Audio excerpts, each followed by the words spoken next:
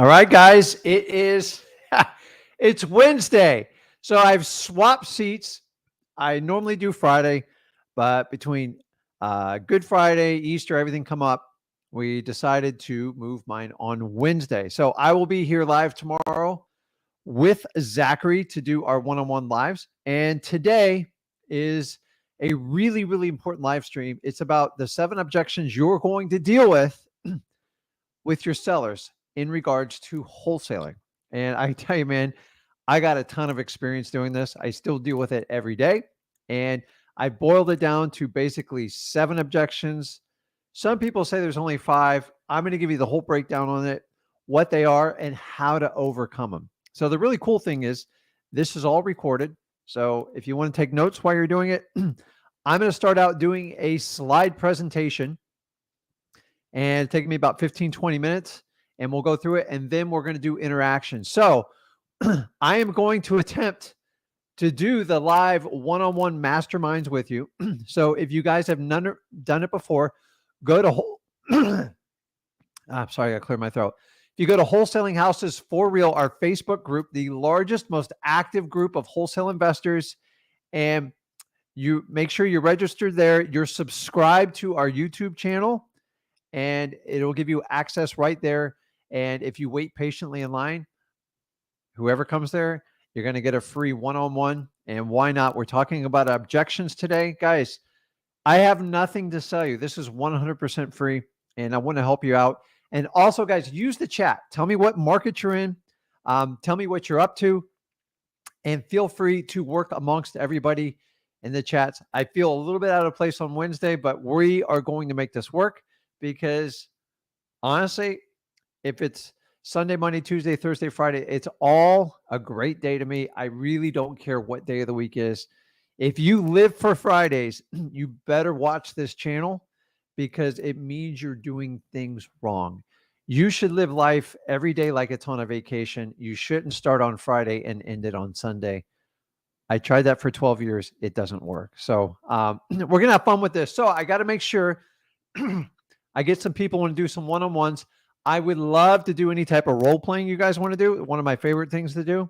But honestly, if you have a challenge in your business and you want some help, let me use my 20 years experience. And as always, everything on here is 100% free. So if you guys are new to this channel, my name is Rick, AKA Dad. My son, Zach, and we run a 7-figure wholesaling business. And what we are doing, we're not even trying, we're actually doing it, is to bring you as much information on wholesaling as possible. I think it's like learning your ABCs. I'm tired of people teaching wholesaling like they did 20 years ago. And right now we teach this particular niche 100% free. So if you guys go over, if you're new here, check us out on freewholesaling.com. And do me a favor, guys. Make sure you smash that like button, because the more likes we get, the more people will connect with this channel, and it helps out everybody. So they say, hey, Rick, why are you doing this? I'm going to be honest with you. I'm doing this to create a legacy. I want to help out as many people as humanly possible. And that's why you're tuning in here. And I love doing this business. I've been doing it 20 years and I'm not going anywhere. And you guys know my son's involved into it. So make sure you hit that like button. Make sure you hit that subscribe button, and we'll notify you every time we go live. Yes, we are live right now. It is April 13th. It's 5:04 p.m. Eastern time. So if you want to ask on that. So I see people getting in line on the lives. That's awesome. Let's see what else we got here. So if you want to get on with the live, do me a favor.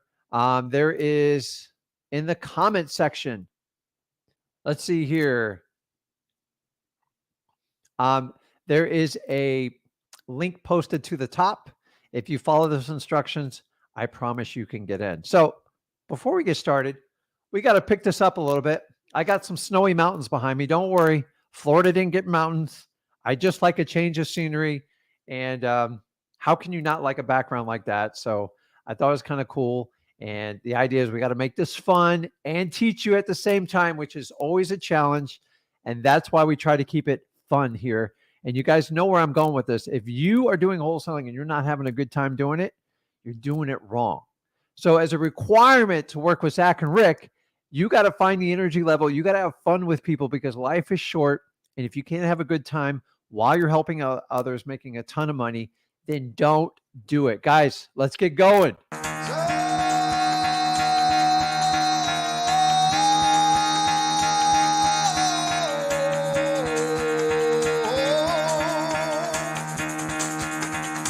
Get the fuck out of bed, bitch. Go.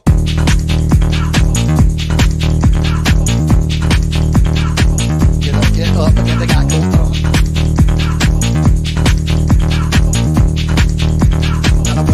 Time to wake up, bitch. Get up. Get up. Get up.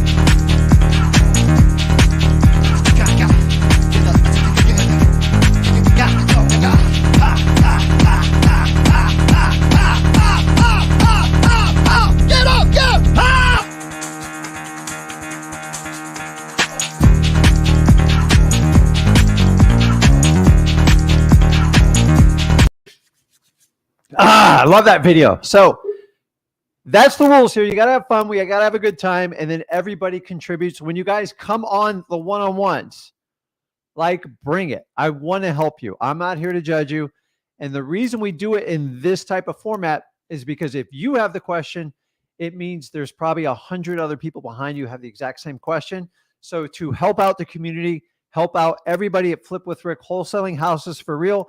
I don't care if you're on YouTube, you're on Facebook, Instagram, whatever it is, we're here to help. So I will get to the point, and because I don't take any of your money, I'm going to be brutally honest with you. And sometimes we just have to be honest with people to help them move forward. And you guys can relate. Sometimes that's painful, but that's what has to happen in wholesaling. And I'm here to help you out today. So you can call me Uncle Rick, like whatever you want to do. And we'll go from there. So without further ado, guys, put in your comments if you have any questions. I'll help out with people commenting online, and then we'll do the lives. And I try to take everybody in order they come in. So you guys know I'm not the technology wizard. I'm not as fast as Zach is at this. So if I screw it up, give me a little bit of slack, but we'll make it work. Let me make sure. Okay, we're having some mic difficulty. Hold on one second.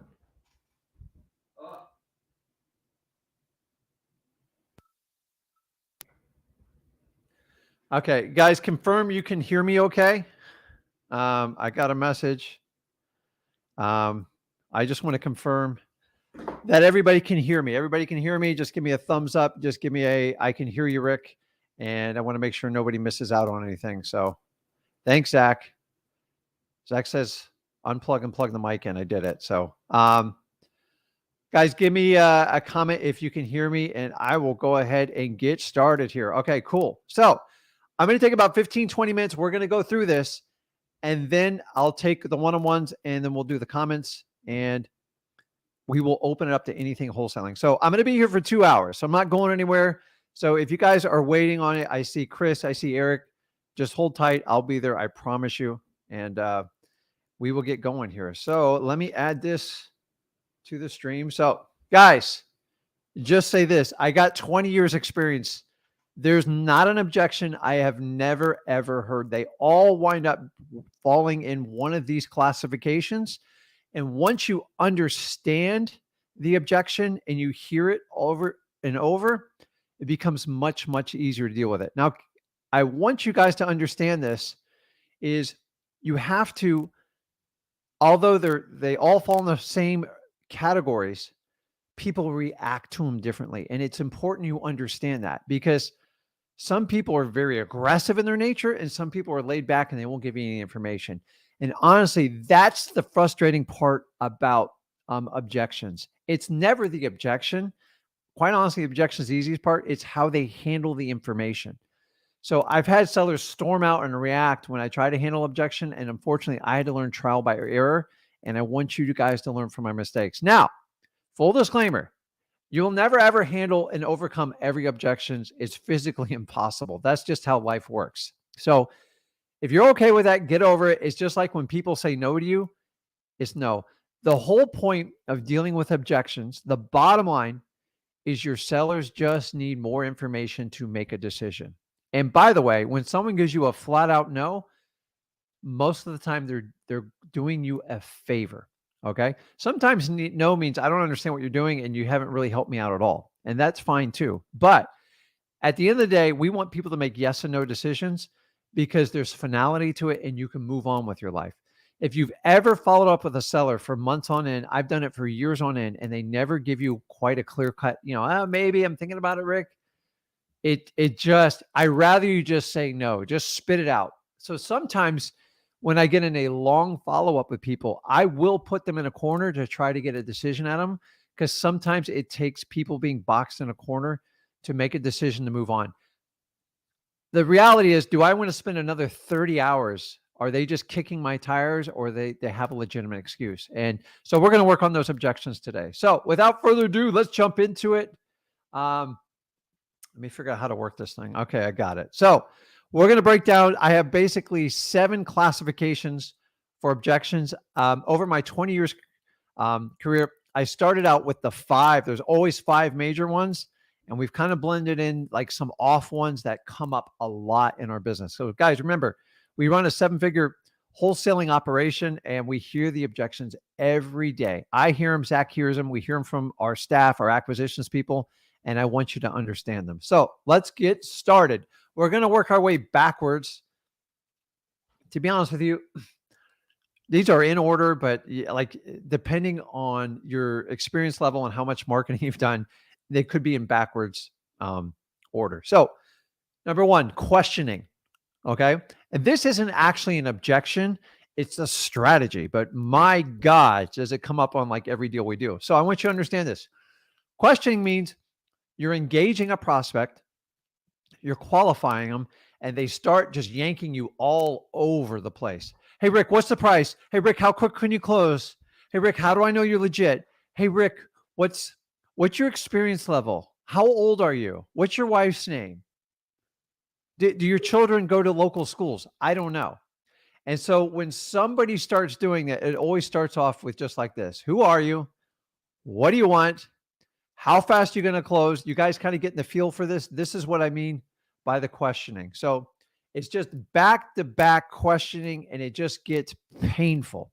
And I want you to understand, if you have this going on, you have to stop it right away. You have to take away the pounding on it. Okay. How do we do that, Rick?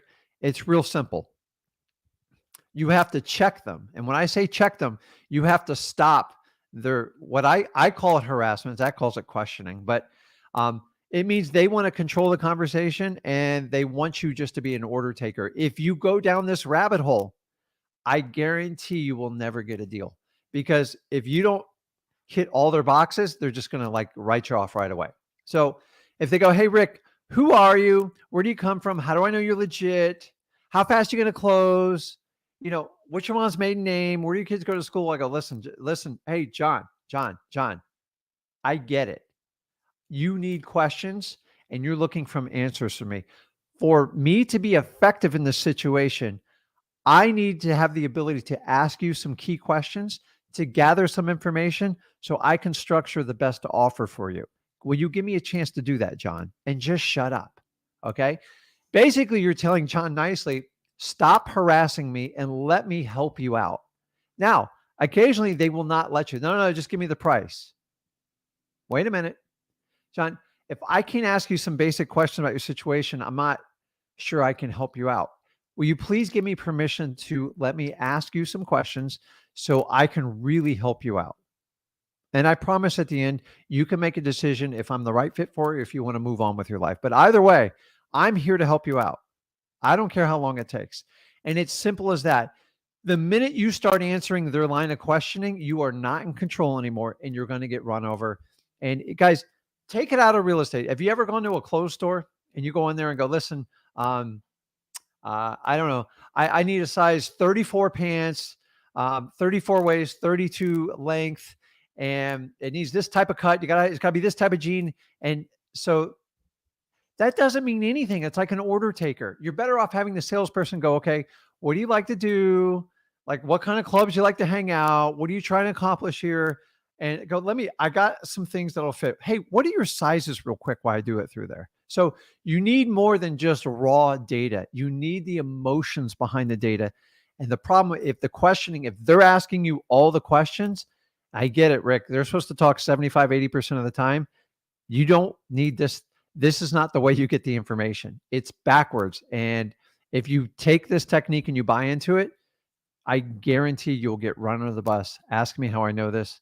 For the first year, I sat there and was an order taker because I didn't know how to do this business. So I'm telling you, take control, because this is the point where you're talking 25% where it needs to count. Okay. I don't need them questioning me because it's just a waste of information. Okay. And then we're going to answer their questions in the entire presentation. So that's questioning. So you got to take control. Next one, the attorney. You guys tell me every day, everybody wants to talk about their attorney. I need to review it with my attorney. I'm telling you right now, it's 50-50 if they even ever send it to an attorney. Most of the time, this is a tactic used to kind of like see if you're legit. You know what I'm saying? Like, is this guy for real? You can call it a scare tactic, but like, honestly, lawyers shouldn't scare you. Like 50% of lawyers are wrong every day. I don't even care.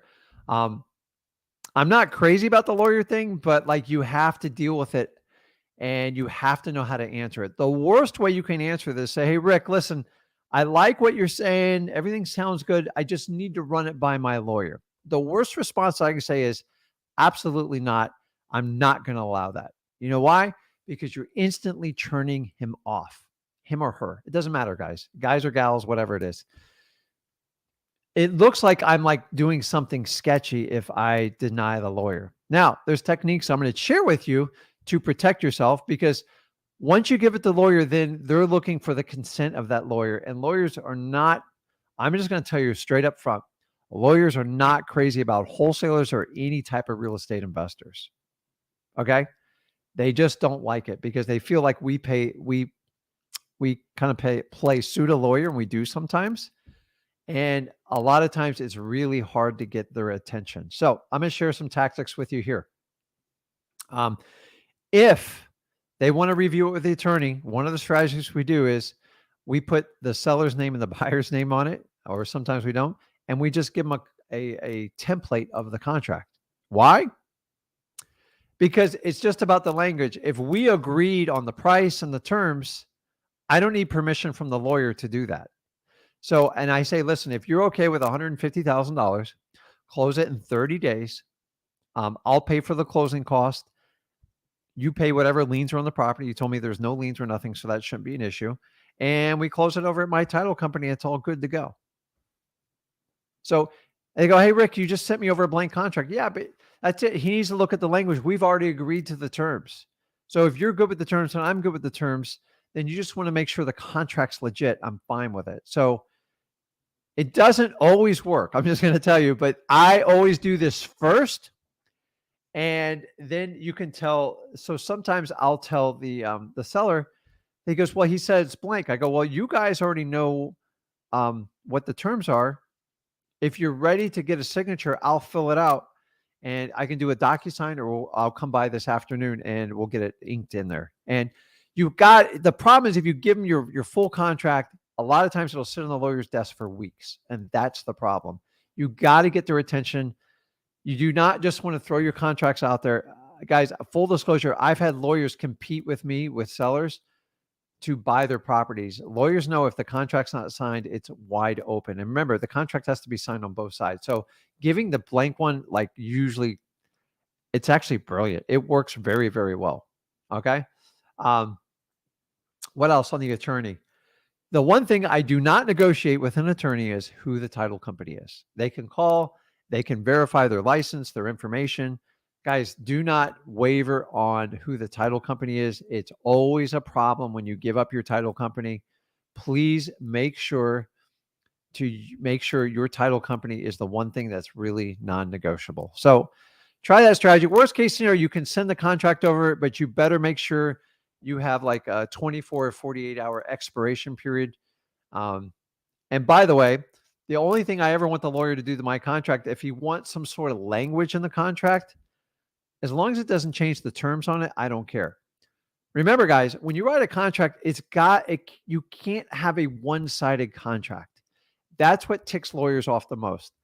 If you guys are going to send a contract to a lawyer, if you can use your state-approved realtor and bar association contract, and all states agree to them, lawyers look like they go, okay, well, that looks normal. So whenever I have a probate, I always send those contracts because more than half of them get reviewed by an attorney. I am not going to send a one-page contract to an attorney. You're almost guaranteeing it's going to be shipped, kicked out the door. So, guys, the reality is sometimes, ready for this, these sellers get your contract, they never give it an attorney, and they use it as trade bait to get a higher offer. And I've been in that situation a million times. Once you give your contract in writing without their signature on it, it's 9 times out of 10, it's used as leverage against you. So you're not always getting, by the way, the attorney objection, a lot of times it's not even the truth. Some people think their friends and their attorneys, their friends and their neighbors are attorneys, and when in fact, they're not. So another strategy you can do is like, hey, go ahead and give me your lawyer's name and his contact information. I'll just send it right over to him. If they don't give you that information, they're 100% lying to you. Very few people in the United States, regular people, have an attorney on standby on a retainer. It just rarely works that way, especially on lower end property. So let's move on to number 5, the maybe. This one, I got to be honest with you, this is the one that kills me. This is the one that will take you out as a wholesaler 100% of the time. I've had moments in my career where I'm like, if I get one more maybe, I'm going to walk away. Thank God I didn't walk away from the business. But this is the one that's just hard because nobody gives you information. Maybe. Have you ever been a maybe? It's like if you ever ask a date to the prom, a guy or girl, I don't care who you are, how would you feel if they answered you maybe? Like your self-confidence goes in the gutter. It's terrible. Is that a yes or is that a no? It's like, I don't want to commit, but I want to keep you on the hook forever. And that's what maybe means. I hate maybe. I never accept maybe as an answer. You should never tolerate maybe. Maybe means, I don't know. I need more information. And you're going to have to basically keep going in and finding out what's their objection. Maybe actually is not an objection. It's an excuse. It's an excuse, guys. You have to translate what maybe means. What information are you missing so you can make a decision on this? And you have to spoon feed it. And that's why you always have to be in control of answering questions. Guys, here's the really cool thing. Maybe is 100% avoidable. What do I mean by that? If you guys will take the time, go to free. Let me fix this over here. Banner's kind of annoying me. If you guys go over to freewholesaling.com, check out our course there, and we teach you actually how to do the conditioning. So I'm going to show you in this live how to do it. I'm going to give you the exact verbiage, and I learned this the hard way. So to avoid the maybe, you have to precondition all your sellers. And here's all I mean. You meet with the seller the first time. They're excited. They're probably a little bit nervous. You're probably like, if you were like me, your first year, like, oh my God, like I don't even belong here. What am I doing? This is crazy. Maybe I should just go back home and play video games. No, you stepped up. You took action. You want to help your family. You want to be free. You got to move through this. So the first thing you're going to say is after you meet them, maybe they show you the house a little bit. You build a little rapport, and you're going to make a decision at that point. And you go, listen, Mr. Seller, I really appreciate you taking the time to meet with me today. I know this is a hard decision, and I want to help you out and make this an incredible experience for you and your family. So at the end of our conversation today, we'll probably take about 30 to 45 minutes, maybe a little bit longer because I like you a lot. And at the end of it, you'll have a decision to make. You're either going to decide, I love working with you, Rick. You're amazing. You are the best fit for this property, and I want to do business with you. Or maybe I'm just not a good fit for you, and you're going to tell me no, and we will part as friends. I'll shake your hand, and I'll still help you sell your house. If I can get an agreement on you that you're okay with this, and you agree to make a decision of yes or no at the end of our conversation, are you open to agreeing to that statement? And you just shut up. And sometimes they will struggle like giving you a decision. Why am I doing this? Because later down the road, when they tell me maybe, I'm going to go back to this anchor statement and remind them about our upfront agreement. And if they agree to it, then you can guilt them into giving you a decision. Now, sometimes they still give you a maybe. I get it. It's not a guarantee. But if you go back, this is like using the volley technique. John goes, listen, Rick, I don't know, maybe. I got to think about it. I'm just not sure. Hey, John, great. I feel like maybe we're missing some information here and there's something holding you back. And I want to help you out. Remember, we talked about when I first met you that I agreed that we would make a decision together. I would make a commitment and you can make a commitment to move forward or step back. What information are you missing that's making you struggle with the decision?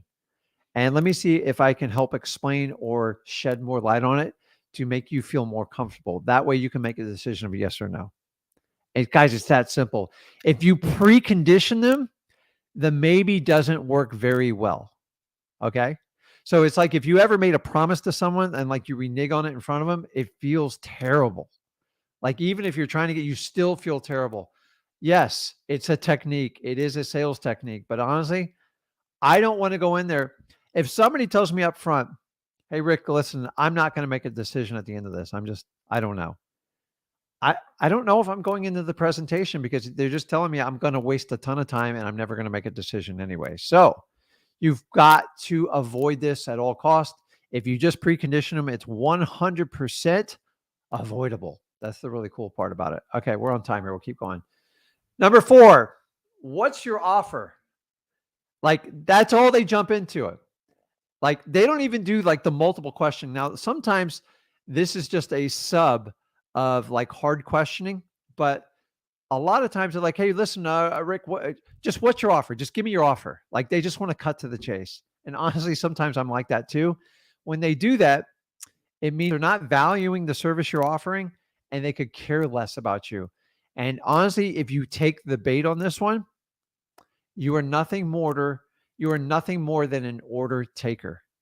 Guys, we never want to win on price. It's just not going to, I don't want to pay the most. And I know that. So the only way I'm going to get it for a discount is I'm going to have to solve problems for the seller and overcome their objections. If it's purely based on price, just go to MLS because I don't want to be the highest bidder on it. And I constantly tell my sellers, I'm probably not going to pay you the most, but I'm going to be your best buyer. And I stick to that. So the simple objection we do with this Zach kind of came up with this one more than I did is, he goes, listen, Rick, just give me your offer. Just throw me your offer right out there. I go, listen, seller, listen, would you buy a car without test driving it? Well, no, that's crazy. I would never do that. Okay. So for me to give you an educated offer and give you the best I can, I need to know a little bit more about that property. Can I ask you some questions to help figure out if this is going to be a good fit and make you a great offer? Oh yeah. Okay. Well, cool. Let me do that. So once again, you're pushing back on them saying, listen, slow down, cowboy. I got to ask a few questions and I want to make sure this is a good fit. So let me get that off of there. It's really that simple. So you're basically just say, hey, just let me finish it. I'm getting to that one. And guys, another one is, so Zach likes the car buying one. I have a strategy. I got to give you credit. I got it from a fellow wholesaler. So I do work with other people. I like to give them credit where credit's due. But a lot of times when they hit you like this, go, listen, Mr. Seller, let's see what the house can afford. And let me ask you a few questions, and then I can make you an offer that should make sense to you. Is that fair? Simple lines like that, guys. I want you to understand the objections. A lot of the objections are people pushing on you. Hey, Rick, give me this, give me this.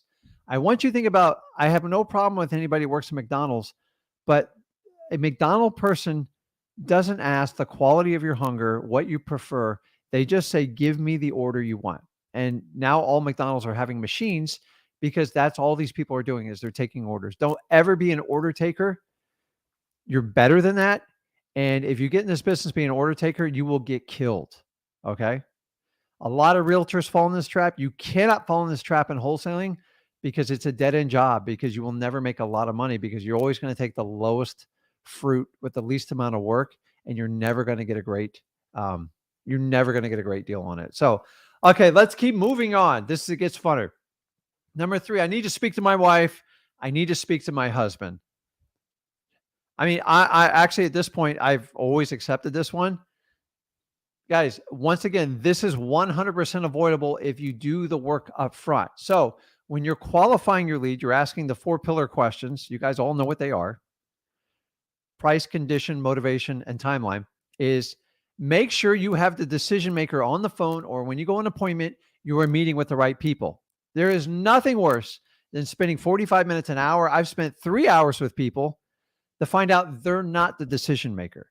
So look on, if you guys use listrei.com, you can use that and you can verify who the decision maker is on it.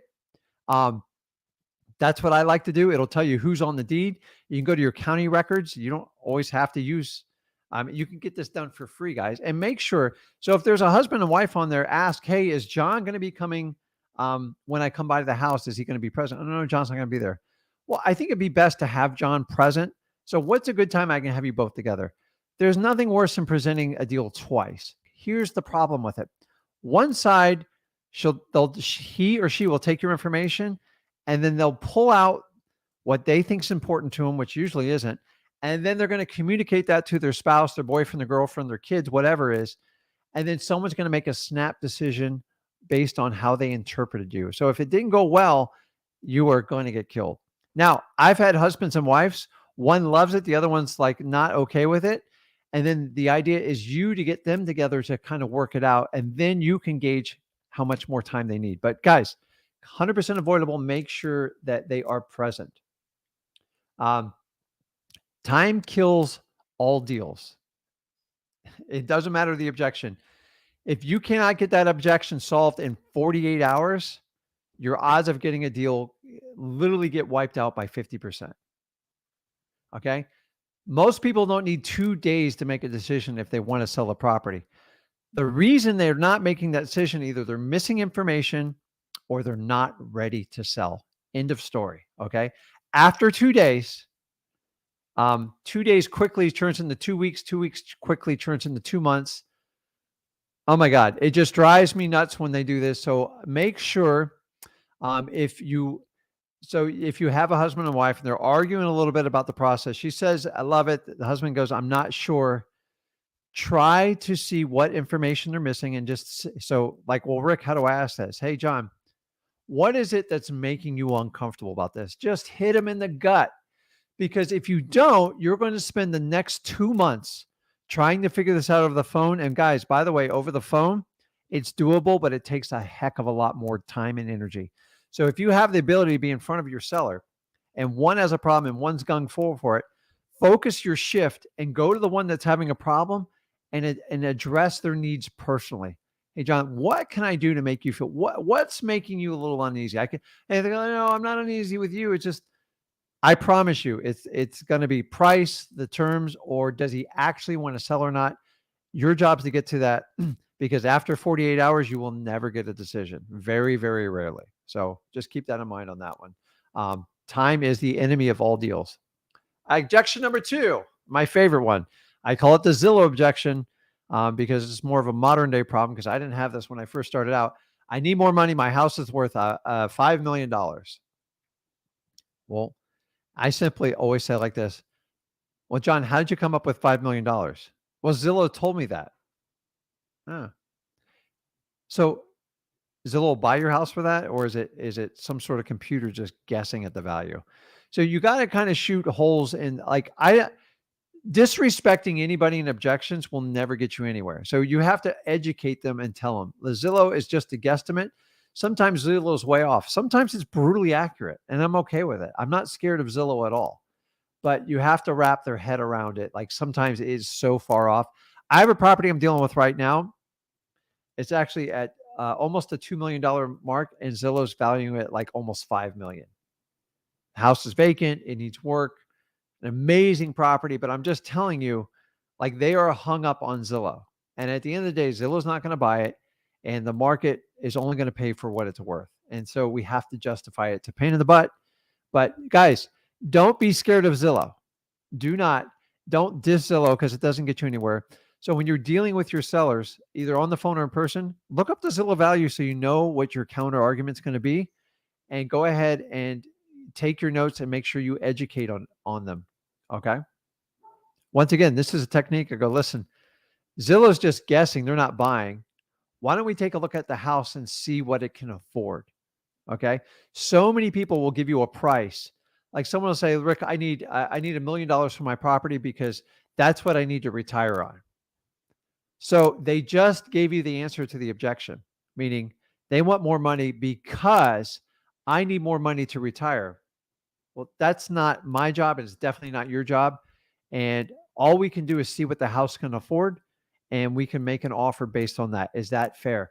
I need to separate what you need from retirement to back to the asset. So once again, I'm going to separate myself from what you need for your retirement, and I have to focus on the asset unless you have any other assets you want to wrap up into it. So it's really, really important. It's kind of an easy one to get over.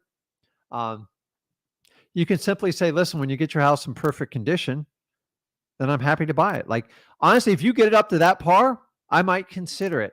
They won't. That's the reason they called you. And you have to understand that. Okay. You have to understand it's nothing more than a stall technique mostly. So I'm going to give some honorable mentions before we do the number one objection. So proof of funds. Guys, I've done videos to death on this one, and it's completely up to you. You have to have a strategy when you're doing wholesaling, meaning you actually you need to have the ability to close on a house. Oh, Rick, I've never bought a house. I'm 16, 17 years old. Fine. Go out and find a cash partner, someone that will back you up and split the deal, or give them 70% of the deal. Like, whatever you have to do to get that first deal done, get it done. Do not sit there and lie to people. If you don't have the ability to close on the house, or if you can't, I apologize. If you can't find someone that will take over your position for an assignment or contract, you need to make sure your guns are always loaded and ready to go, because if you get called to the table and you can't do it, it can create problems for you. So a proof of funds, remember, it's not always your proof of funds. Your seller's proof of funds will work just fine. That's your partner you're working with, and you can easily explain it. Having your seller's proof of funds and pre-vetting your cash buyers makes this foolproof for you. The other is, you guys can meet with hard money lenders. You have to meet with the hard money lenders before you do your deals, so you can have something structured and set up to fund your deals if it comes to that event. Rick, why would I ever have somebody fund the deal and do an assignment? Listen, I want you to sign every deal, but sometimes situations require you to double close on a property or close and quickly and resell it. Deals that can make $70,000, $50,000, $100,000. There's plenty of money into it. Bring in a money partner and make sure it works. Remember, guys, you can get a proof of funds from your cash buyers, and this will actually fill in that void. What I want you to do is prepare your tool chest when you go out wholesaling. If your strategy is just to assign and never, ever have a cash partner or something, you're going to get called to the table sooner or later, and I'm trying to prevent you from doing that. Next one. You look very young. I don't know where you came from, but that's a heck of a compliment. I beg for that compliment. So if you're under the age of 25 and you're getting this all the time, God bless you. Like, it's a compliment. Take it when someone tells you, go, really? You think so? I don't get it much, guys. Occasionally my wife says it, but I don't. She's been with me too long. She's kind of jaded. So if you look very young, take it as a compliment. Don't fight it. Embrace it. Do you really think I look that young? Is it my face? What is it? And I want you to understand, if you are young, I walked Zach through this business at 16 and 17 years old. Dude, Zach's got like a young looking face. So I sat down with Zach and I had a conversation. I said, Zach, are you going to let someone, based on how you look, decide what your financial future is going to be? He says, no, absolutely. So use it as an asset. Don't use it as a liability. So here's what you do when they say you look very young. Take it as a compliment and move on. Number two, If you're young, it's an asset. Okay. You lack experience, but you're getting it here with Rick and Zach. So you have confidence on that one. And number two, you have youth, you have enthusiasm, and you have an excitement level. Okay. If you don't want to know what I mean by that, you can make it up. Although you can never outclass somebody in experience, but I'm telling you, there's a lot of old guys out there like me doing this, and they're just boring. I'll buy your house. It is what it is. Take it or leave it. And you come in and go, listen, I want to help you out so much. I know I get it. You saw I looked a little bit young, but listen, I'm going to take such good care of you. And you're just fun to be around, and life's short. And I want to help you solve your situation. I assure you I can move forward and get this house bought. Wouldn't you rather work with someone that's excited and wants to help you out as opposed to someone that just buys all day and that's all they do? And that's what I'm gonna do with this strategy. You guys, you got to bring an energy level just like this.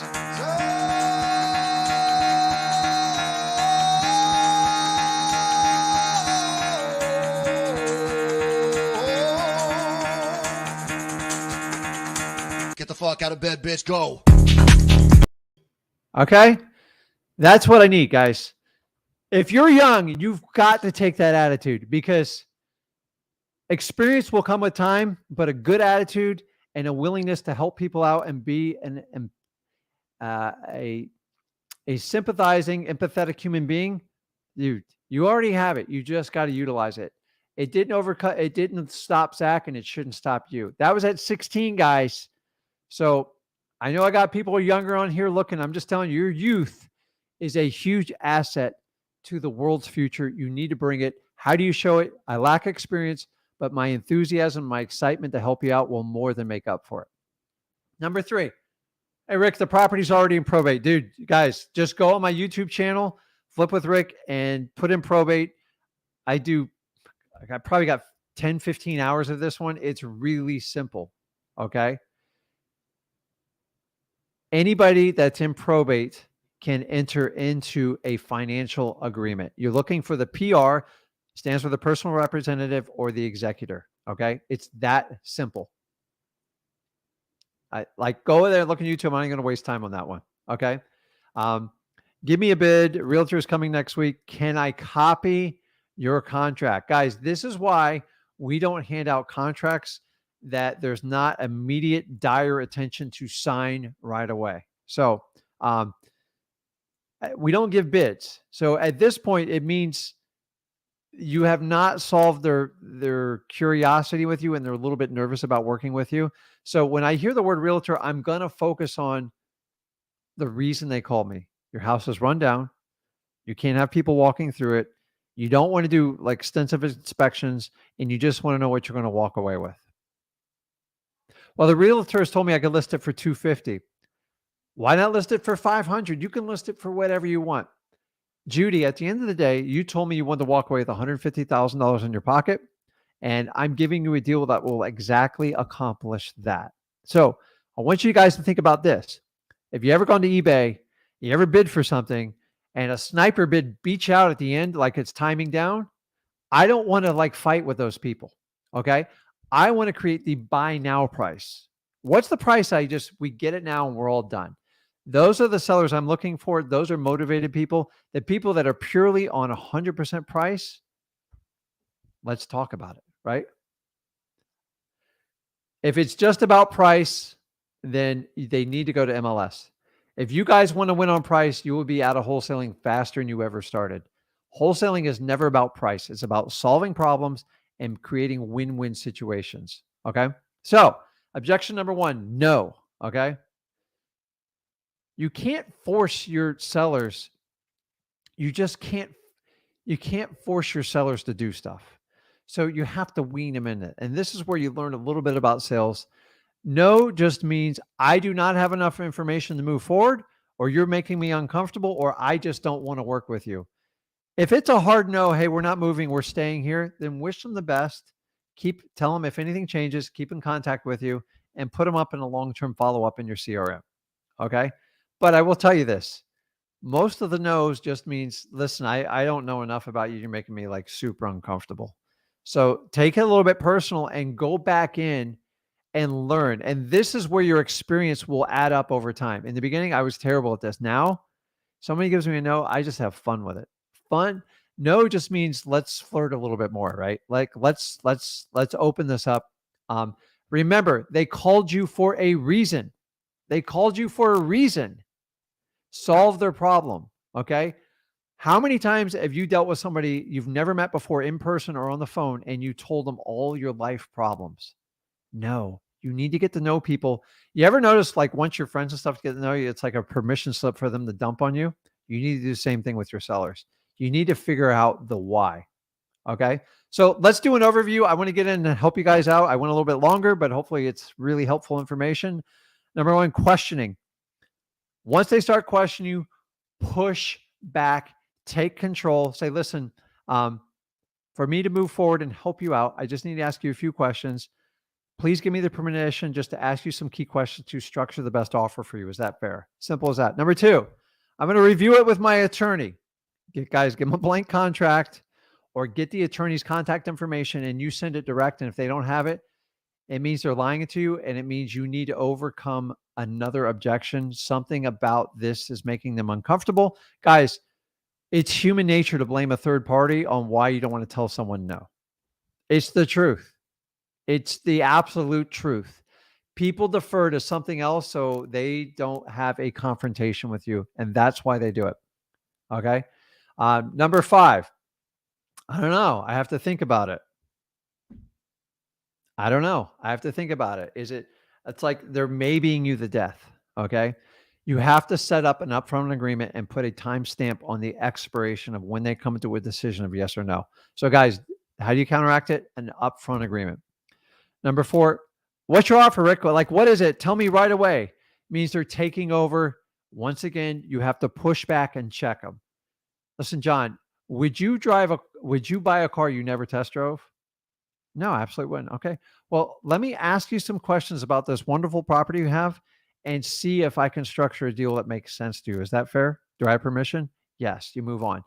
Guys, once they start pushing on the questions, if you answer one of them like past the first one, it's like an interrogation.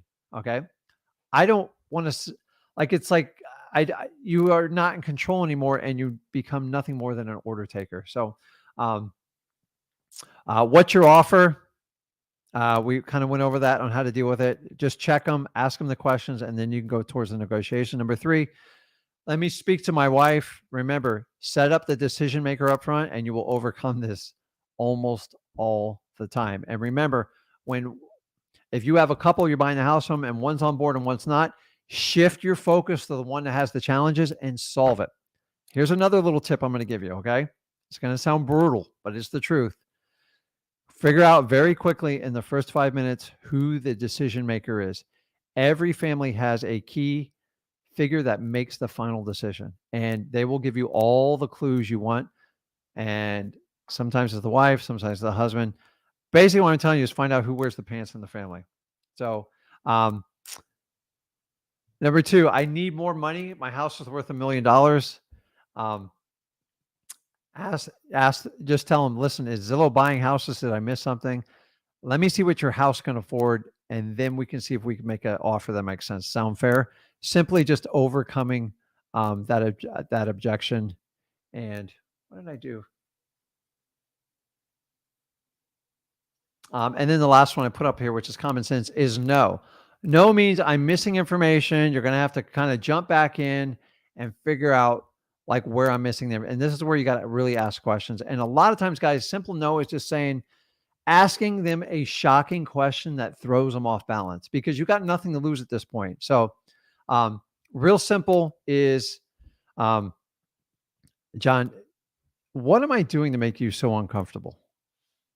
And just shut up. And usually sometimes you'll challenge them and they'll give you a raw emotional response. And that's what you're looking for. Remember, we always ask questions to get more data so we can better serve them and give them a better offer. So I'm going to get off the slide thing here. So once again, I'm going to go through the comments. If you guys want to jump on a live, now's the time to do it. I apologize for the wait there, but I'm wide open right now. So very rare does Zach let me give me the authority to do lives one-on-ones. But we said today, hey, people are used to lives one-on-ones. Guys, now's your time to do it. Jump on. I'm happy to help anybody out. And let's go from here. I'm going to go through the comments. I'm going to try to jump back up at the top and until I get anyone brave enough to do a live. And promise you guys, I don't bite. I think Zach bites harder than I do. I'm pretty easygoing. I love this business. And if I can help you out, it actually brings me pleasure. That's the crazy thing about it. So let's see here. I appreciate it, Joel. I appreciate it. He's always here on our streams. Okay. Well, let's get down past our initial meet and greet. So guys, you can answer questions in the comments too. That's great. And let me take one more here. Let's see. What's up, Steve? How you doing? Okay, awesome. Let's see here. Okay. So, Van, if you're ready, I'm going to bring you on. Hey, Rick. How you doing? Good, man. I like your kitty cat there. I love cats. I just can't have one. I'm allergic to them. I really? Yeah, we got one family pet cat. She decided to hop on the live a couple weeks ago, created some problems for me. So she's not a big fan of me. So what's going on, man? What can I help you out with? So I started going after arrest records, and I feel like I don't understand how to open up to them. Like, I know they have the house, I know they own it, but when I text them that if they want to like sell the house, they're very rude, and I'm not sure what I'm doing wrong. Okay. Hold on one second. Let me fix something here. Yes. How are you doing today, by the way? I'm doing fantastic. How are you doing? A cup of coffee makes me all jittery. I'm like hyper focused right now. Oh man. Coffee's better than the alternative, right? So. Oh yes. Okay, so where are you located? Louisiana. Okay. So arrest records. I've actually have a lot of experience in this. I've always told you guys up front. Arrest records are wonderful, but it's brutal. Yes, they are very rude. It's you got to think about this, okay? When someone's been arrested and they're incarcerated, a lot of the people I deal with are literally stuck in jail. Okay? So when they get a piece of offering from you, whatever it is, or maybe they're out on bail or something like that, they'll respond to you, but they're pretty brutal. So I'm here to tell you, Van, like most of them are absolutely brutal. And that's the one thing that I don't like about arrest records, but it works. Number two, when you do get a deal, the amount of drama you're going to go through, it's terrible. I'm just telling you, I used to do this myself. I used to have to register, go down to the county jail, check in, go through metal detectors, fill out a million forms. And then sometimes the guy didn't want to meet with me. He didn't feel like it that day. And I wasted like half my day. And then we go through a lot of drama on them. So as I said, the mechanics are pretty straightforward on arrest records. The motivation is if someone's going to be incarcerated and go away for a long time and they don't have any family and they typically have a mortgage on the property, they know if they don't pay the mortgage, the house is going to be foreclosed and there's nothing they can do while they're in jail. So they rather take the cash out. How much cash they want, that's always people in jail. Honestly, they're very unrealistic. Like they just think the house is worth $1 million and you're going to do this and that. And it's very, very challenging to get access to the house and do everything. So does all this resonate with you, what I'm telling you? Yes. I've been, for the people that I talk to, they surprisingly have phones inside their cells. Like, I watch Netflix and TV shows and stuff. They never have communications inside their rooms, but they have text messaging and they have phone calls right in their cells. Yeah. So I don't know how all jails operate, but I've had direct mail. You guys know I'm a big direct mail person. We recently, within the last year, had somebody on death row respond to one of our direct mail pieces. Now, how he got it is beyond me because I don't mail the jails. So somehow the letter got forwarded to him and he wrote some crazy letter back to us and gave us all these conditions. And we looked up, he's in for multiple counts of murder of children of all things. Holy And shit. we just decided we just don't want to get involved in this much drama. I want a deal, but I'm not that desperate. And he made it very clear it was going to be difficult. And we had to spend a lot of time with him in jail. And we just decided to move on and pass. So he bugged us for 3 months later and then went away. So, dude, all I can do is you got to kind of hang in there. And the mechanics of arrest records is you get the arrest records from your you can get them online. It's pretty easy. Yes. And then you cross-reference to see if they own property. You skip trace and you call them. Yes. You interested in selling? You the owner of this property? You interested in selling? That's all you can do. They are going to light you up, Van. They're going to light you up. And okay, I thought it was honestly, some other secret way. If it's eating you alive, just stop doing it and find another way to do it. It's not fun. Yeah, it's really difficult. But when you do find them, you do pretty good. The biggest challenge is honestly getting them to sign the contract. That's the hardest part when someone's in incarceration. It's really, really tough because you typically have to go down to the jailhouse, and it's quite a process. And you have to pre-register. Sometimes they do background checks on you, all sorts of crazy stuff, and you get a visitor's patch. I got a whole drawer full of them. I stopped doing it. So I have people who still do it for me, and they just go, "Oh my God, I don't want to go see this guy or this girl." And I'm just like, "Welcome to my world." Like that's how deals work. So if there's any specific objection I can help you overcome, other than like they're nasty to you, I can't fix that. So I have one lady that she wants to sell the house, and she's gonna sell it as is, but with all her stuff in there. She's in there for about 30 years for domestic abuse. She racked that up for like 4 times in a row. Okay. At $45,000 each charge, and she's gonna be in there for a while. Okay. But what should I do with her stuff? That's your biggest concern, her stuff? Well, who cares? Like usually I buy houses that kind of vacant and just have trash and stuff, but her. Have you seen the inside of the house, Van? Yes. How much stuff we talk? How big of a house is it? It's a 2,000 square feet ish. It's a hoarder's house. Okay. See, I changed a little bit of it. So what do you think it would cost you to get that stuff out of there if you had to hire someone? Put a dumpster there, the whole 9 yards. About 1,000 ish, maybe. So everything has a number. So just solve it. It's a math problem.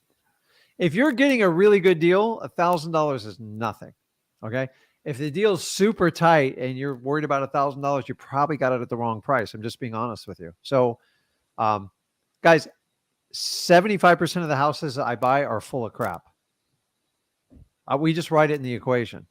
So a lot of the deals I sign, I sell it with the crap in it.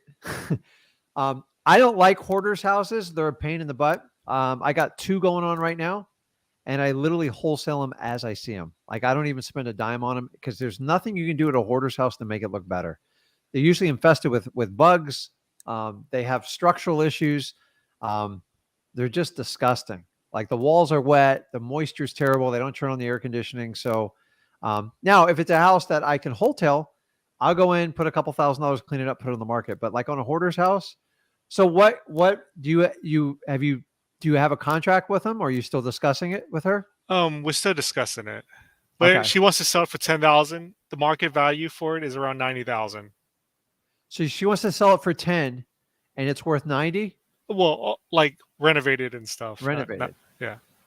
And it has damages, like mostly paint, foundation issues because it's on piers.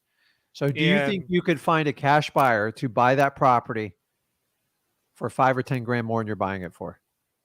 Yeah, I can find them pretty quick. Like, don't worry about the thought. Like, just move on. Now, if you want, the house is vacant, or is somebody in there? Oh, it's vacant.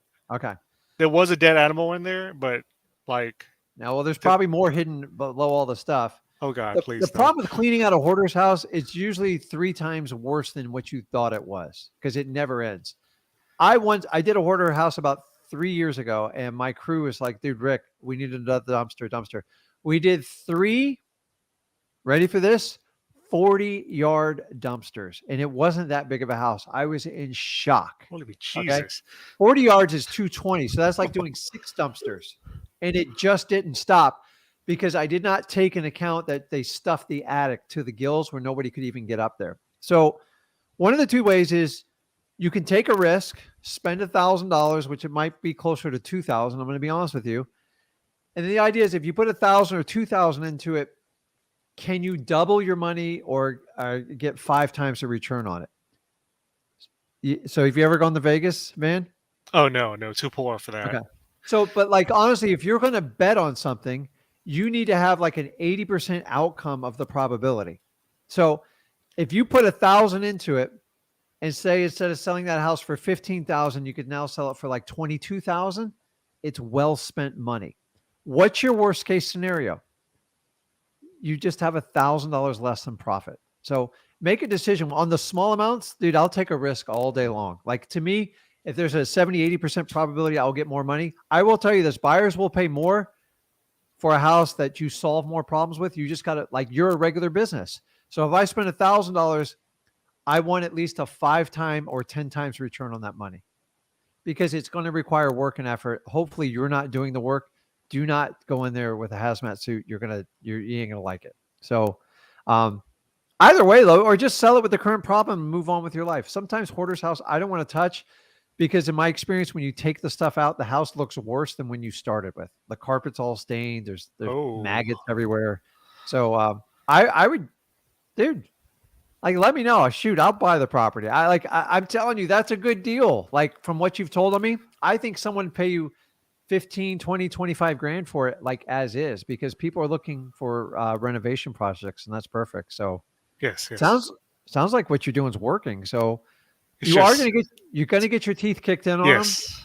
And remember, the arrest records, like, how many leads have you dealt with so far in total that actually own a home? So we can share with others. About 8. Yeah. So it's not a full-time job. So move on to the other one: code violations, tax delinquencies.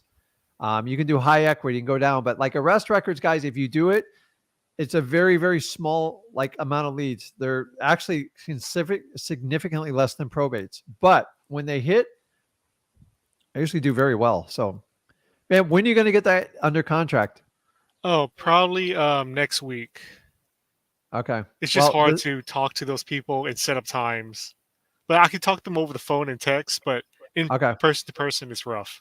Okay. Go get it and come back with us and share the results with it. You have got to find the straightest line to get that under contract, because you have nothing to lose on this one, man. Like, honestly, most people would dream to do a $10,000 property to sell it for like another 10. Like, it's the perfect scenario. And if you struggle with it, let me know. Like, I'll buy it, or find somebody in the chat here. They'd be more than happy to buy this deal from you. So yes, thank you. Any other questions? Anything else I can help you out with? Not at the moment. Okay. Thank you very much. Okay. Van, I appreciate you. Go get that. And hopefully I've helped you. And guys, I'm not here to embarrass anybody on the lives. I actually want to help you. And hopefully I've given Van a few ideas. You've got to get that thing under contract. It's got to be on your mind 24/7 until you get under contract, because it's an amazing feeling when you get it done. So you'll get it and you'll help her out and you move on, you know? Yes. Okay, Van. Have a good one. Update me next week and let me know you got it under contract. All right. Thank you. Have a good day. Okay, man. See ya. Okay, guys. It's that simple. Van's got a deal and he's just struggling with the content on it. Do never, ever get in the business outside of real estate of the content. I did that for a very short while. It will distract you. There's no money in selling furniture and tchotchke stuff in the garage. Do not waste your time. Do not get in the estate sale business. I learned this mistake a long time ago. Always concentrate on the real estate. That's where the real money is. So Joel says, hey, well, Joel, you already found the link. So I see you there. So speaking of Joel, what's up, Joel? You there? Unmute your mic. I can't hear you. Oh, sorry. There you go. Not make too much noise. I just kind of got started. I'm one of those people that like to be like extra prepared. I feel like I need to be extra prepared. What is that? Joel, where are you out of? Tampa. So tell me a little bit about yourself. What's your background? I've been doing insurance for the last like 4 years, home insurance. But by the way, you the boss, you the man. Yeah, I gotta give it to you. You Can I go find my wife and you tell her that? Sure, go ahead, go get Oh her. man. You guys ever feel that way? Like sometimes your spouse is like, "Yeah, what do you do all day?" I'm like, "She goes, you just Yeah. like you go on the internet, you talk, and then you flip a bunch of properties." I'm like, "Trust me, dude. It took me a long time to get to this point." So, and what market you in? I'm kind of going like on the outside of Tampa. Okay. I also have my CDL, so I drive a lot up the East Coast. So I've been kind of collecting zip codes and looking at, outskirts of like major cities and stuff, like outside of Nashville, outside Okay. of Charlotte, stuff like that. Okay. But I have like I went and I grabbed Roar for text messaging, stuff like that. Okay. My two biggest obstacles right now are just the fact that I get a lot of replies back and people are just posting like outrageous numbers, and also they want like funds verification. I forget the Proof of verb. funds. Yeah, proof of funds. Yes. Okay. So that's what's like the biggest thing that's that's going on right now. That I don't know how to overcome that stuff. I don't Okay. know what to do. So what type of marketing medium are you using? Is it like text blast, cold Yeah, calling? yes, through Roar. I missed you there. Which one was it? Through Roar. Okay. Is that texting or I'm Yeah, not familiar with. Okay. text. Yeah. I'm not the tech guy, dude. Trust me. I'm the ugly face behind this whole thing. So, with texting, you know, the art of it is you have to convert them from a text to a phone call. Like I think I did one deal with text and it didn't work out very well, because that's the only way I could communicate with them. So number one is you're converting and you're trying to have conversations with people. I'm going to give you a couple tips here. I'm going to do the best I can with the information I have. Number one, guys, understand on price. Some of the best deals I've ever done have started at the most ridiculous price. Listen, it's frustrating if someone says I want $1 million and their house is only worth like 50 grand. It's like That you know they're completely full of you know what I'm talking about. Yeah. But you also have to keep in mind you probably harvested a list. You either busted your butt to get it or you bought it, and they were on that list. Now they're on that list for a reason. Okay. If it's a code violation, a tax delinquency, a water shutoff, or anything like that, remember your lists are everything. So if you're completely struggling with your data, sometimes you got to pull back and look at your list. So we're going to talk about the list last, though, because that's the most important. Number two, when they give you a price, I want you to kind of numb the price out. And a price over text is meaningless to me. There's no commitment. There's nothing. When they spit out a price, ignore it. Oh, okay. Hey, do you mind if I ask you a few questions about the property? You need to see if there's any type of motivation there. If there's no motivation, you don't even have to discuss price. You can just move on with your life. Like, Okay. you are never going to get a good, if you don't have a motivation, you are basically going on MLS and competing without a realtor and paying the realtor fees and doing all that minutia for it. Okay. Price is irrelevant. If somebody needs to sell a house, a lot of people will test you right off the bat. And if you're like, oh, you're crazy, I would never pay that. It's hard to discuss when people start at like $1 million. I get it. If you're too far apart, how much work am I going to have to do? But here's my theory. If I can get someone within 15% of a target price, it's a no-brainer for me. Like so an instance, I get a lot of people, we do a lot of Port St. Lucie.